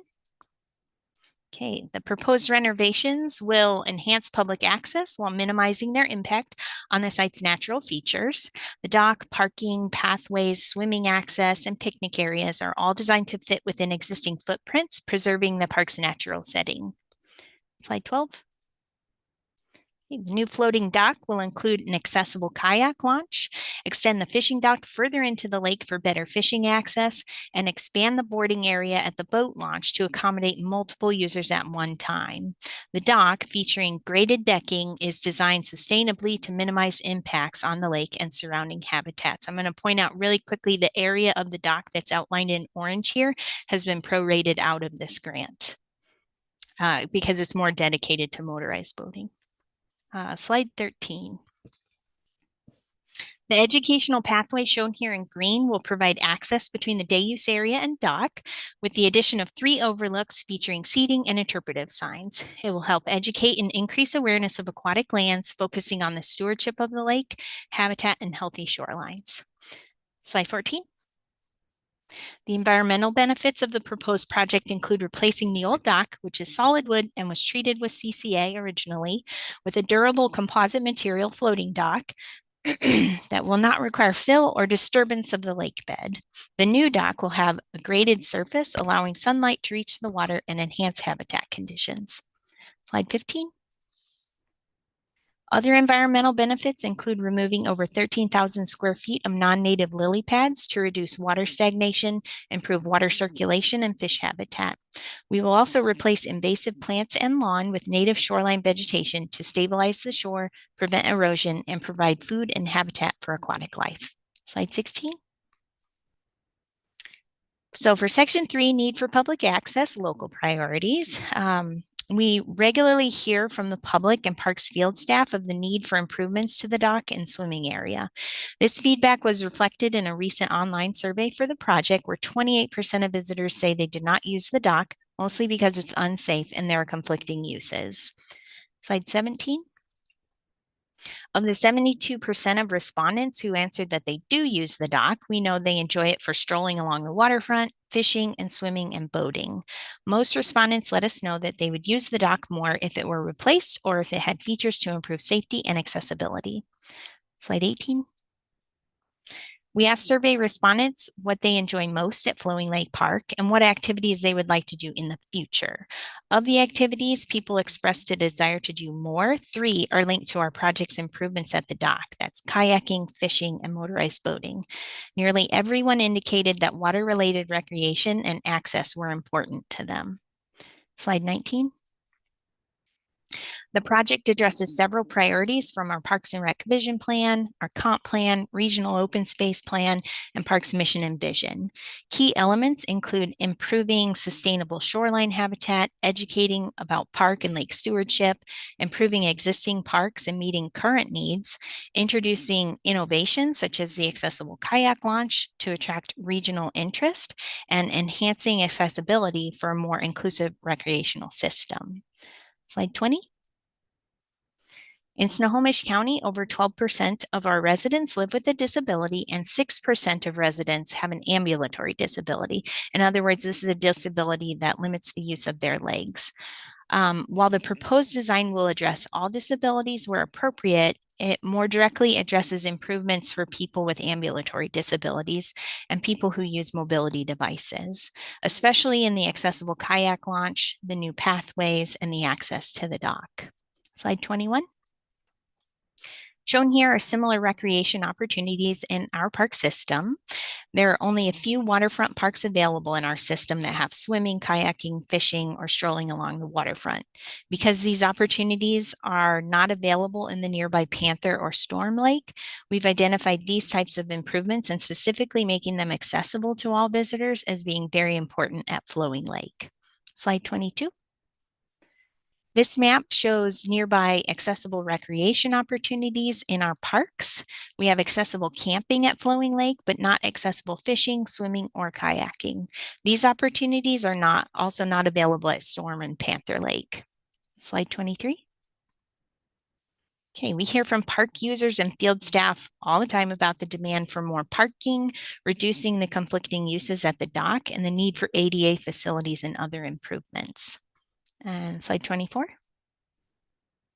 Due to the age and condition of the dock, the need for this new dock has been known for some time.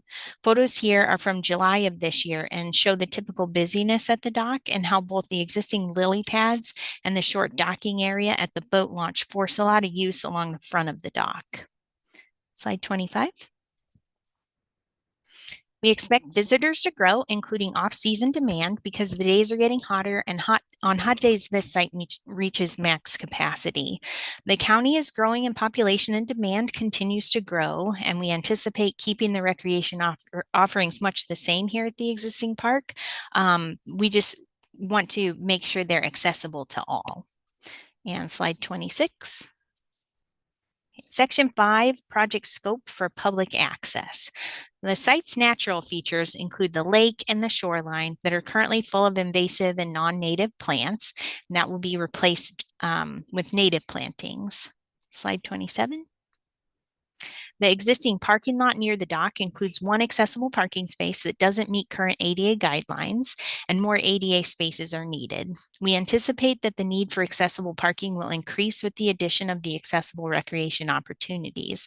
With that, we're proposing 3 new and 1 renovated accessible parking spaces to help support these new features. Slide 28. Pictured is the route from the parking lot to the dock, accessible Santa cans, and waterfront pathway. Currently, there's no accessible route or ramps to the dock, and the existing path requires access along the vehicle drop-off zone, which is a safety risk. The western edge of the dock could be accessible, but the worn paving and route uplift make it inaccessible. We'll address this by adding a separate accessible route, sidewalk ramps, crosswalk to ensure ADA compliant and safe access to the dock and waterfront recreation. Next slide. These photos show the condition of the existing wooden dock. It was built around 1985 and is in frequent need of repairs.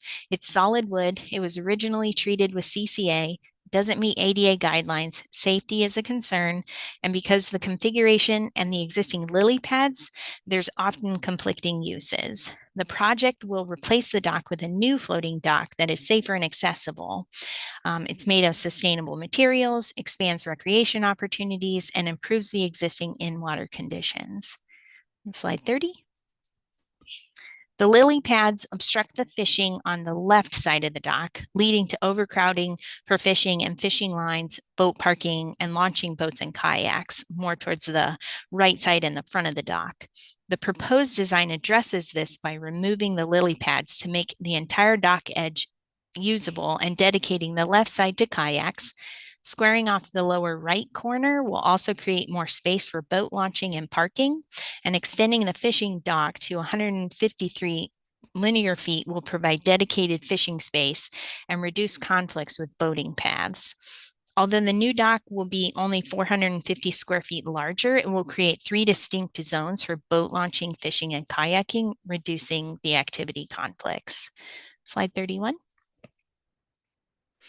This is the existing path between the dock and the day use area. Route uplift and very old paving cause this pathway to be inaccessible. Slide 32. Okay, we're proposing to transform this pathway into an accessible path constructed of crushed stone and will include educational overlooks with seating. Slide 33. This area is the open lawn and picnic space within the day use area. There are many picnic tables, but none of them provide ADA accessible picnicking. We're proposing to add 2 ADA accessible picnic tables along the new paved pathway where visitors will have great views to the lake. Slide 34. This is the current swimming beach area. There are no opportunities for people in wheelchairs to use the beach or get to the water.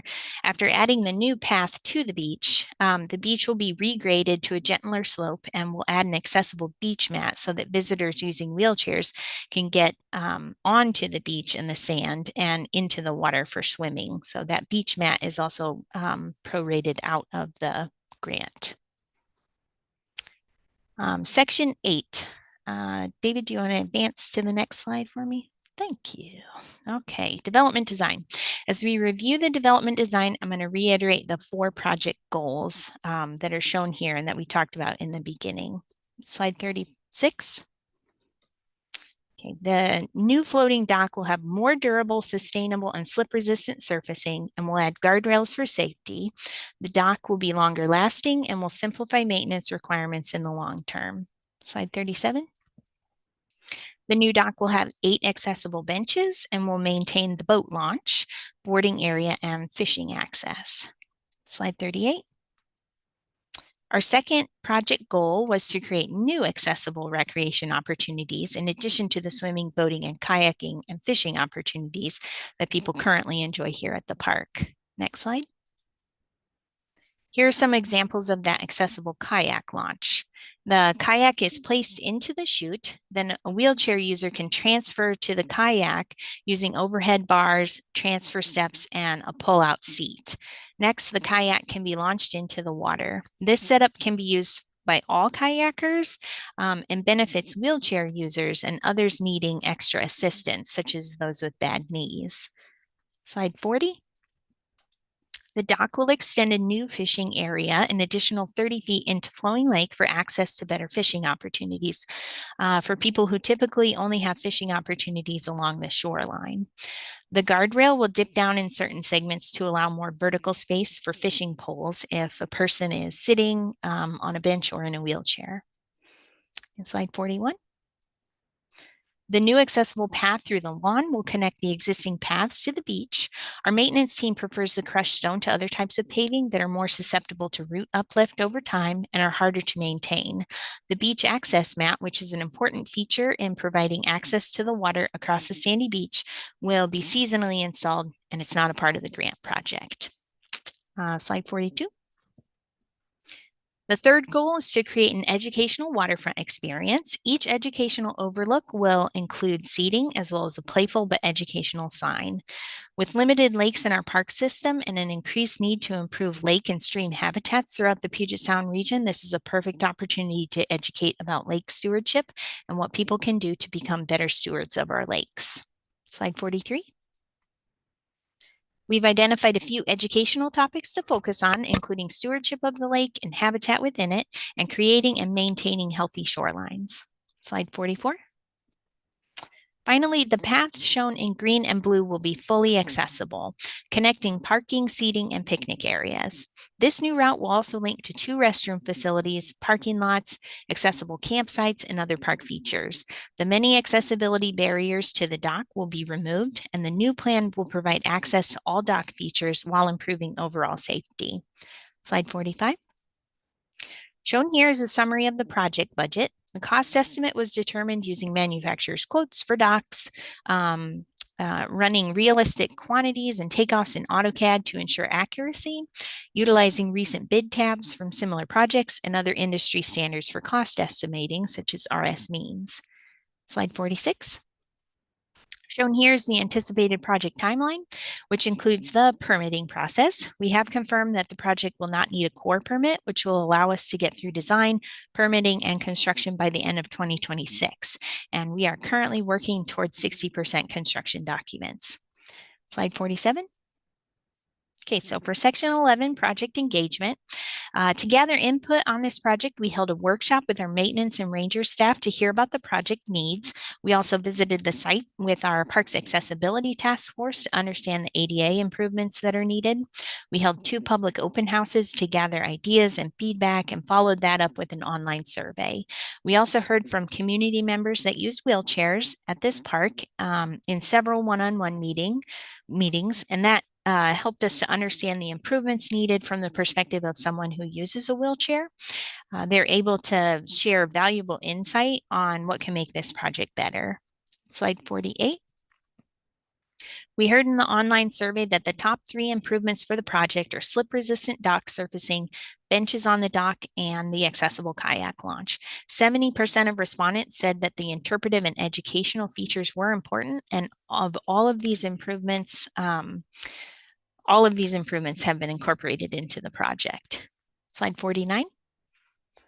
In the early stages of the public outreach process, this project was simply a dock replacement. We received a lot of comments about the site and especially accessibility and additional uses at the site that we've been able to incorporate into the project. In the one-on-one meetings, I was asked whether the accessible kayak launch would need to be staffed regularly. So this is an example of something that I did look into based on some of that feedback. I researched this, found out that they don't typically require staff, but a strong educational campaign when we roll out this feature is going to be critical to its success. Slide 50. Overall, respondents are very supportive of the project and the variety of new features and improved access we have that we're proposing. 91% of the respondents said providing equal access to all people to the dock replacement project is somewhat or very important. Slide 51. As a result of the public outreach process, we expanded the scope of the project and adapted the design to address public requests, including these 10 topics listed here. And slide 52.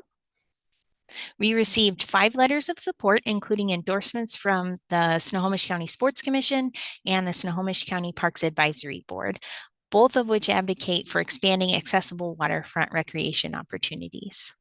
Slide 53.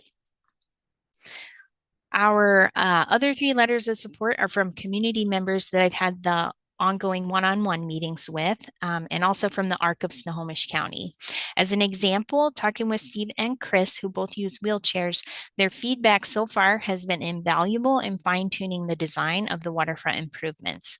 From discussing height of the guardrails along the accessible fishing area to making sure we have a spot to park wheelchairs when folks are out on the water in kayaks. The ARC of Snohomish County is providing ongoing design feedback as well, and they'll work to connect their members to this waterfront and the new accessible recreation features in the future. Slide 54. We also have an informal partnership with our Surface Water Management Department, helping to review shoreline restoration planting plans, providing input for our educational signs, and assistance with the lily pad removal. And slide 55. All right, so after hearing from the community, this project became so much more than a dock replacement project. It transformed into a project that creates accessible recreation opportunities for kayakers, swimmers, and fishers that don't exist in our current park system. It creates an educational waterfront experience to inspire future stewards of our lakes, and it addresses barriers and improves access to the waterfront and creates a special, inclusive, sustainable, and safe waterfront at Flowing Lake. Thank you so much for your time today. I will turn it over for questions. Great, thank you, Rachel. Appreciate that. All right, questions from the committee or any clarifications folks need?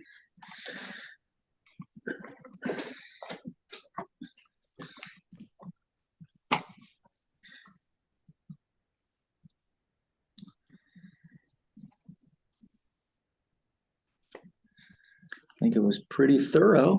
Okay. Nice job, but any questions or anything from committee members? No, but I will just say that I've never seen a boat launch like that, and that was really interesting, really exciting. I kayak myself, and I didn't know it looks a lot easier. So that looks like an interesting design. Mm-hmm. Yeah, the accessible launch. Yes, I've never seen a design like that, at least not in, picture form. I heard about it, I believe, during your last presentation a few months ago. And maybe I just forgot what it looked like, but it visually it looks a lot easier. Yeah. Really helpful. Thank you.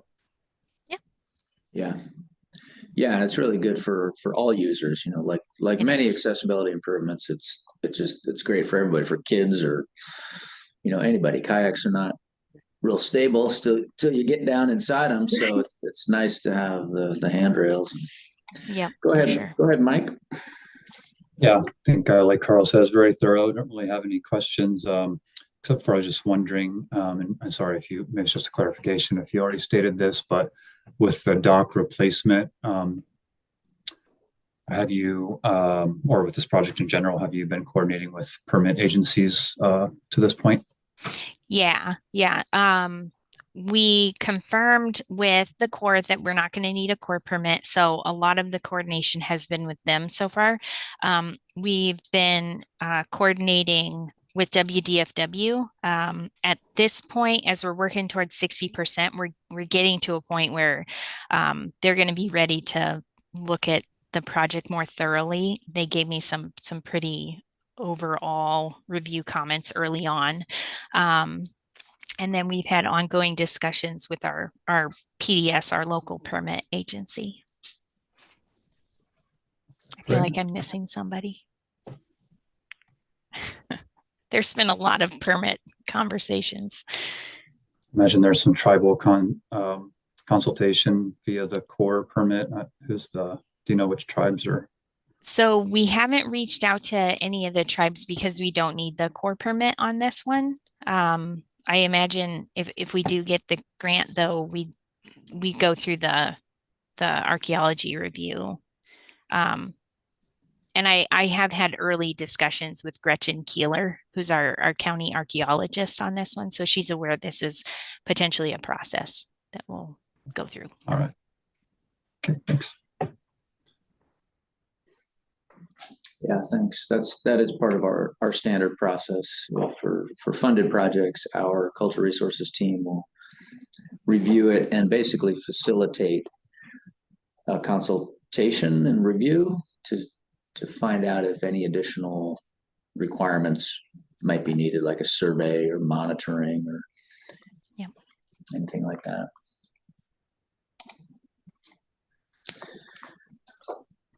All righty. Anything else from the committee? Cool. I think we're good to go. Thanks. Thank you so much. Rachel and David. Appreciate it. Yep. Okay. Thank you. Thank All you. right. Bye, you Bye. guys. Okay, we've arrived at our very last break of the 2024 evaluation season. Pretty exciting. Let's see, we're 5 minutes ahead. Go ahead and take 15. We'll come back at 11:20. We'll wrap up with Whatcom County, the Birch Bay project, and then folks hang out. We'll do our little wrap up discussion right after that. So see you at 11:20.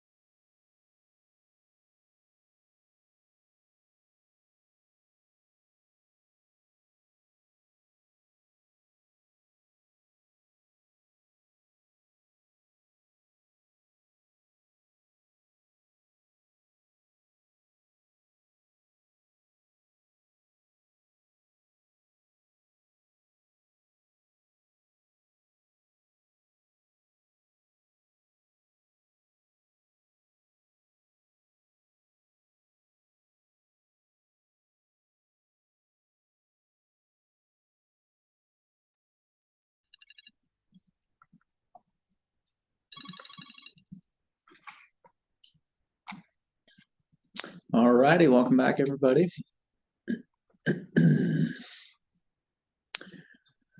We are headed up to Birch Bay in Whatcom County for our last presentation. Welcome, Whatcom County folks. Looks like Rod is here, and is Bennett also? Yep, looks like Bennett is believe here. so, yeah. Oh, great. Welcome to you both. Thank And you. Bennett, I understand you'll be advancing the slides, but Rod, you'll be doing most of the speaking. Yes. That's correct. Plan. Okay, cool. Can you guys see the PowerPoint? I can see it. And looks like I just want to make sure I have access to the controls. I saw him Yep, briefly. I will hang on one sec. I gotta find you on the list. There you are. Go ahead and double click on the screen. That should take it. Okay, great. I think we're good. Great. Well, whenever you're ready, go right ahead. Great. Good morning, committee members. My name is Rod Lamb, and I appreciate the opportunity to present our application for the Birch Bay Beach Park. Our project is located in Whatcom County in the coastal community of Birch Bay. Birch Bay is an unincorporated urban growth area located between the cities of Blaine to the north and Ferndale to the south. Birch Bay has a permanent population of just over 11,000 residents, which swells to well over 32,000 during the summer months with the arrival of part-time residents. The community itself surrounds Birch Bay, a warm and shallow bay with extensive tidelands. It's the vast tidelands which are the community's major attraction, and why Birch Bay is the place where Whatcom County goes to play on the beach. The project site's central location within Birch Bay was a major factor that influenced the decision to purchase the property for public recreation and water access.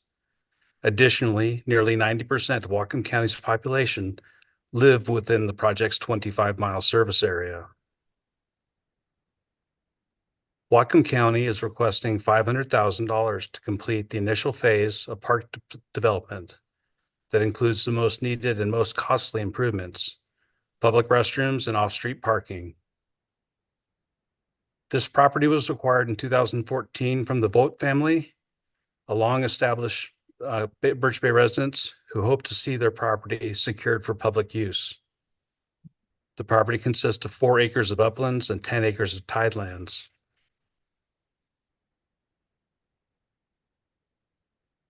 Category 1, fit with public access goals. This project will satisfy a long-established community goal of providing public parking and restrooms in Birch Bay to support heavy public visitation that the surrounding tidelands attract. Additional parking will improve shoreline access, while restrooms will satisfy a critical human health and comfort need, while also reducing pollution loading of sensitive tideland areas. The project will more than double available public parking in Birch Bay. The additional parking will facilitate year-round shoreline access, which is especially important during the busy summer months when Birch Bay experiences very high visitation. The proposed parking will be entirely off-street, significantly improving safety and reducing potential vehicle-pedestrian conflict.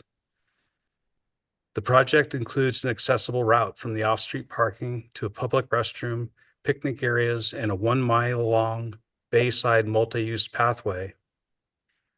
Access to the shoreline from the pathway, although not ADA, was relatively easy because of the low gradient back and foreshore. That's directly to the water's edge.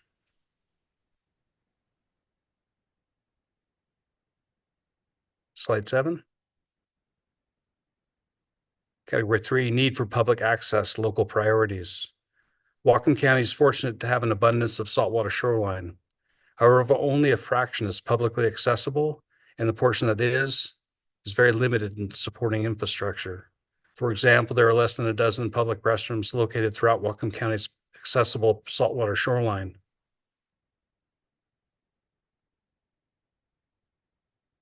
Two of these are located within Birch Bay, although one is within the state park boundary and requires a discovery path to access. The other is at the end of a public right-of-way at Alderson Road, which has only 2 stalls and is located at the very southern edge of Birch Bay's commercial core, 3/4 of a mile from the project site. Its long-term viability is also in question due to recent coastal inundation zone modeling.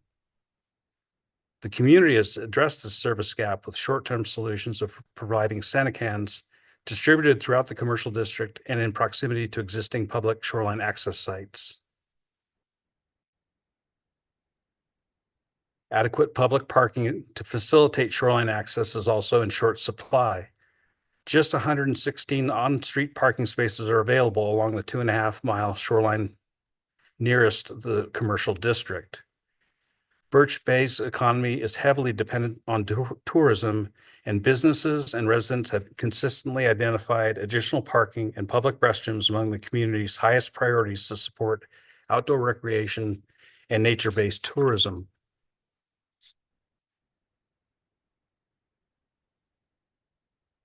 The evidence for this has been documented in multiple local and regional planning initiatives, including the Whatcom County Interagency Recreation Park and Open Space Study, Whatcom County's Comprehensive Plan, the Birch Bay Community Plan, Birch Bay Community Tourism Strategy, the Blaine Birch Bay Park Recreation District Master Plan, and the Department's own 2024 Comprehensive Park Recreation Open Space Plan. Slide 11.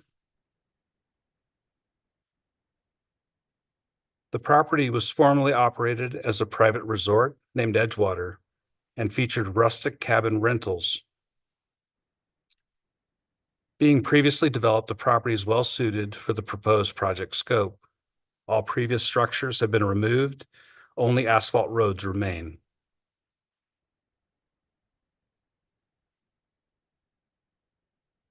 Go to slide 12, please. The next few slides are site photographs showing current conditions, surrounding land uses, and proximity to the shoreline.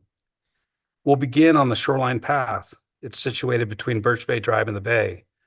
The facility is a newer attraction and is an important link to our proposal. Originally called the Birch Bay Drive and Pedestrian Facility, the project was completed in 2019.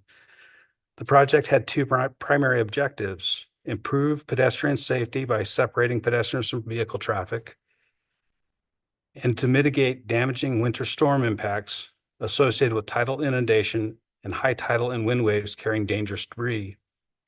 Now completed, the facility offers residents and visitors a 1-mile-long multi-use pathway along the bay. Since completion, the facility has largely met the objectives of improving safety and storm wave attenuation.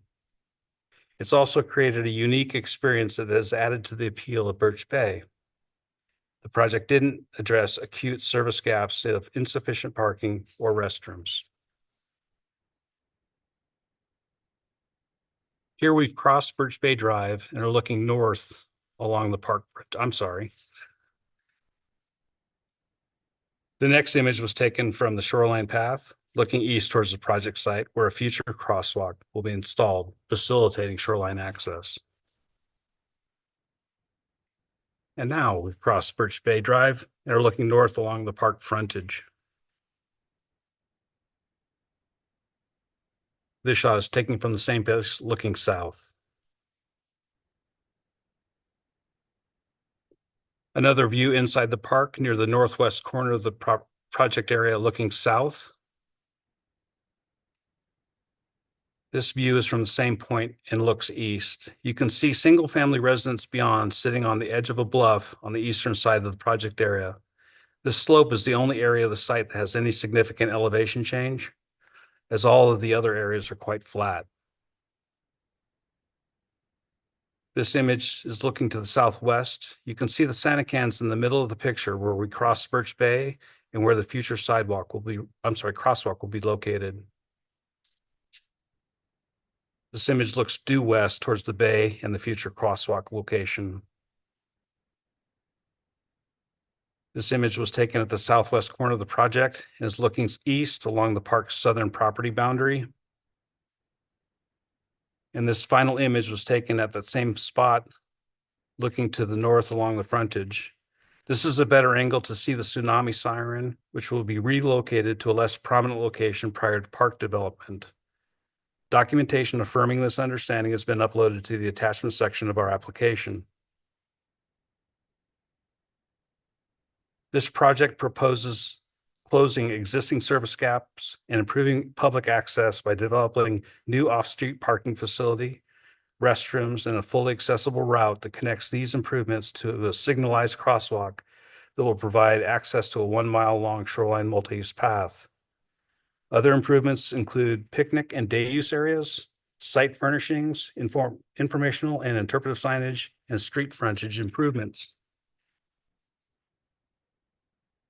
The park improvements will provide year-round shoreline access and provide vital facilities needed to support popular water-dependent recreational access, including shellfishing and crabbing, tide and beach walks, educational and interpretive programs, birding, particularly in the wintertime, skim and paddleboarding, kayaking and kiteboarding, and more. Like community festivals, which this facility currently serves as the main staging area for multiple events, including the polar bear plunge, the sand sculptures competition, rollback weekend car show, a national night out, Birch Bay Derby Day, Birch Bay Trick or Treat, and a year-end event called the Ring of Fire and Hope. Combined, these events have drawn nearly 15,000 attendees annually, more than the full-time resident population of Birch Bay. Coast Salish tribes have a deep connection to Birch Bay and surrounding areas going back thousands and thousands of years. These waters were shared by the Nooksack and Semiahmoo tribes and the Lummi Nation. Birch Bay Beach Park has been a landing location for the annual tribal canoe journey hosted by the Nooksack tribe, and the proposed site improvements will more fully support this activity in the future and help foster improved community cohesion.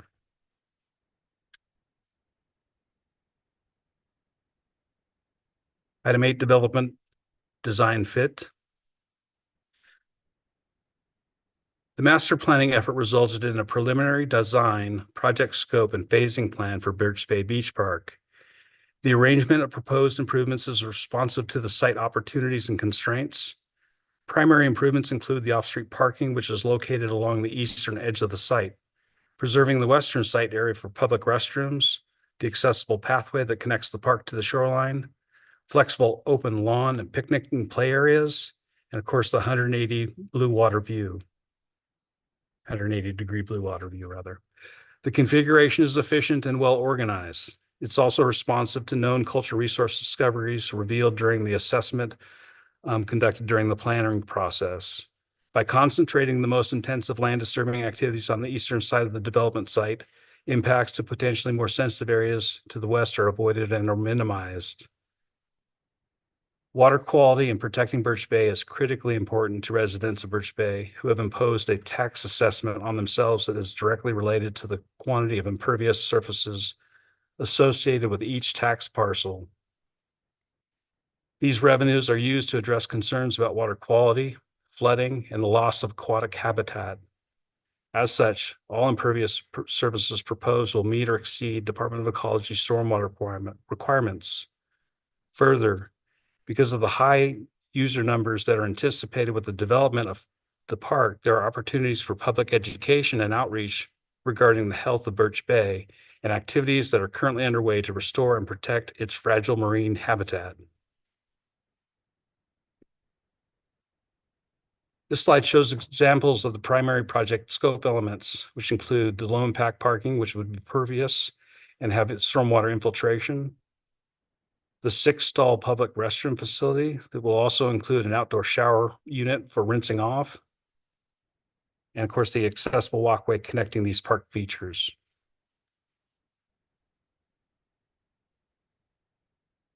The project cost estimate is $5,260,000 and is broken down into the categories of site preparation, the parking and access road, various site improvements such as walkways, lighting, and site furnishings, utilities, the public restroom facility, final design, engineering, and permitting, as well as anticipated additional archaeological investigations.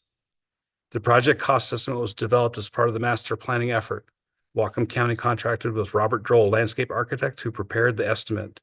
These costs have been escalated from the master plan that was prepared in 2016 and approved in 2017. They've been escalated to account for inflation.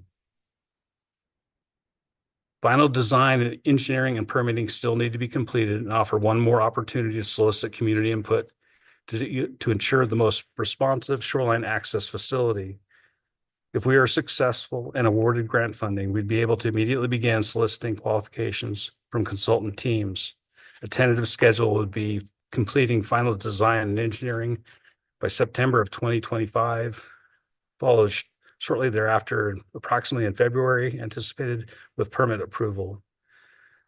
Bidding and contract award would happen in the spring of 2026. We anticipate that construction be approximately 12-month process, having the opening of the facility in the spring of 2027.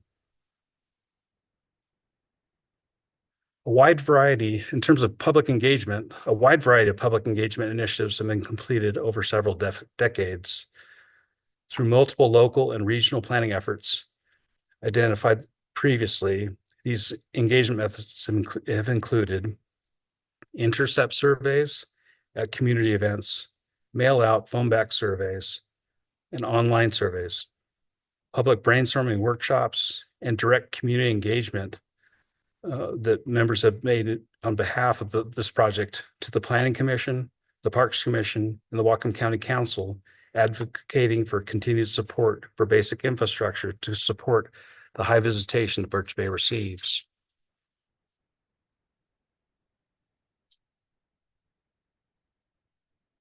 In reality, the need for off-street parking and public restrooms was well understood by the time the master planning effort was initiated.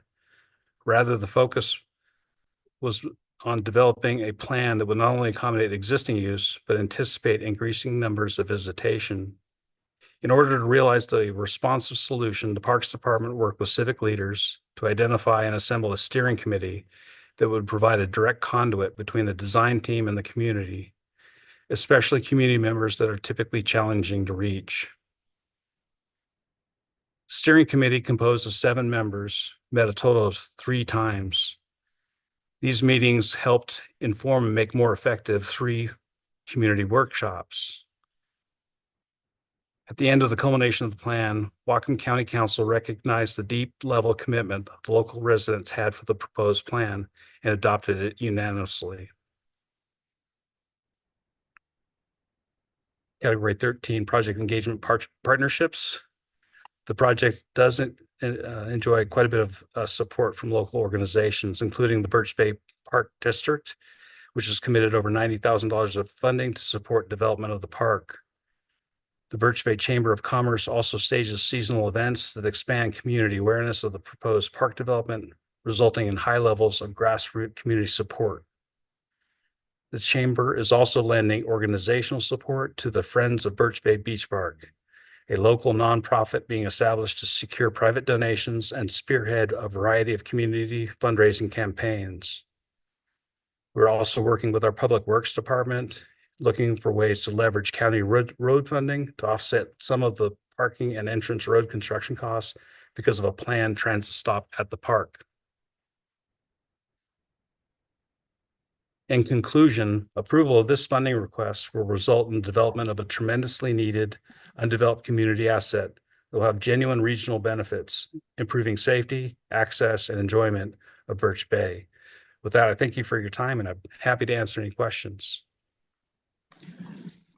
Great, thanks, Rod. Appreciate that. All right, any questions or clarifications needed on this project?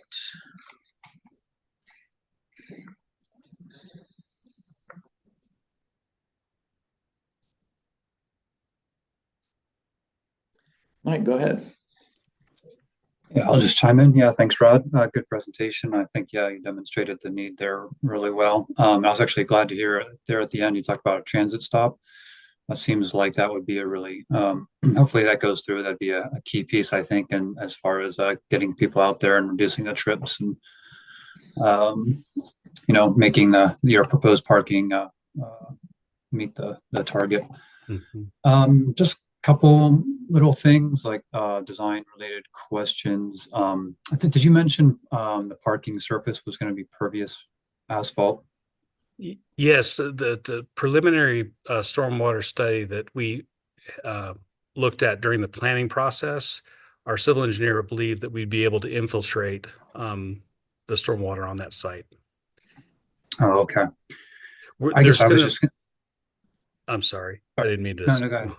I was just going to add that there will be some fill on this site to bring the structure level above anticipated inundation zone modeling for future flooding events. That gives us an opportunity to build in the stormwater facility that will allow for that infiltration or additional infiltration. Yeah, because I was wondering, good to hear that, because I thought maybe infiltration would be tricky on this site, given how low it is. And I was just going to share my personal observations on porous asphalt is just from a maintenance perspective. They might be a little needy, and sometimes I see them get repaired with non-porous material and then not looking good. I just think, especially for parking, when you've got that sort of turning motion, it tends to wear it down. So that was just kind of an FYI, like take it for what it's worth as you get into detailed design. But I do think that stormwater treatment would be a good measure as far as protecting aquatic lands. I really appreciate the point, and I agree with you. We've seen some successful materials, and it's come a long way, but in some ways it seems it's still an experimental methodology. The ones that I particularly have seen problematic are sort of where they're located, and if there involves snow, and if there's any kind of de-icing that involves any kind of sanding, that particularly works in the wrong direction. So clearly recognizing the maintenance requirements that this would have to have, and including vacuuming and whatnot. I have noticed that sort of the precast paver solution that has some gaps in it seems to be a bit more durable for the wheel turning movements, but that would all, as you mentioned, would come out in the final design. Yeah. Okay, great. Thanks. Thank you. Go ahead, Carrie. Yeah, thanks, Rod. That was really good. I just had a quick question. I know projects like this take some time to do, and I'm wondering if you have any more recent examples of public engagement, because I know that there's always new people to the community as well. And 2016 and 17 was maybe what, 7 years ago? Yeah, it has been a while, and the community itself has affirmed that this plan is what they want, and they've done that, with advocating it, as I mentioned, to the county council. As I did mention, in final engineering, there will be an opportunity to do some fine tuning. But this has been such a long established need and the project is also relatively simple in terms of the elements that are providing public restrooms and parking. There's room for some adaptation, but I will point out that at the community at the time, there was a great deal of debate about what is right sizing that parking lot. There were, of course, some interests that wanted, most of the area devoted to parking, where others wanted none. Yeah. And I think the result is a really, really nice balance, particularly with the site configuration that sort of at the end of the day, with that particular crowd, did appease those individuals.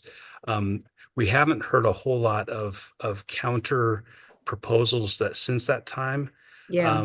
We of course had, we updated our comprehensive park recreation open space plan partially during the pandemic, which limited our outreach. But we did get surveys still during that time that supported moving forward with this particular development. Okay, great. Thanks. And Rod, do you mind if I just elaborate on that a little bit? Yeah, please do. So Carrie, this is Bennett Knox, Parks Director for Whatcom County. So in the past year, we have had formation of a committee of community members. And Rod had referenced this, so that it's participants from the Chamber of Commerce, in particular participation from the Blaine Birch Bay Park and Rec District number 2.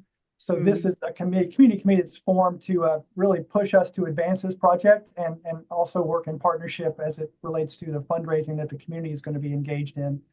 And so he also referenced we've had multiple opportunities to update our capital improvement program. So the Planning Commission, council meetings, we had a really good participation from the community in advocating for this project to those public forums. So there has been an effort, since 2016, 2017, where the community has come together to really express their desire to move the project forward.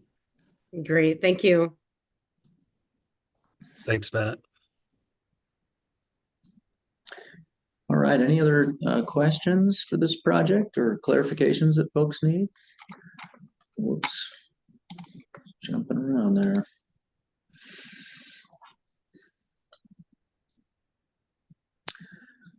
All righty, I'm not seeing any other hands. I think we're good to go. Thank you, Rod. Thanks, Bennett. Appreciate it. Thank you very much. All right, have a great day. All right, you as well. Take care. All right, everybody, if committee members can hang out just for a bit, we'll do a little wrap-up discussion, but that brings us to the end of the 2024 evaluations for our aquatic lands enhancement account. Thank you very much, especially to committee members for your time and expertise. You guys spent a day and a half with us and are doing the tough job of scoring these projects. So we really do appreciate that. We will have preliminary ranked lists available in about a week, early September. We'll be able to share those lists and board for approval and then wait for our budget. So again, thanks.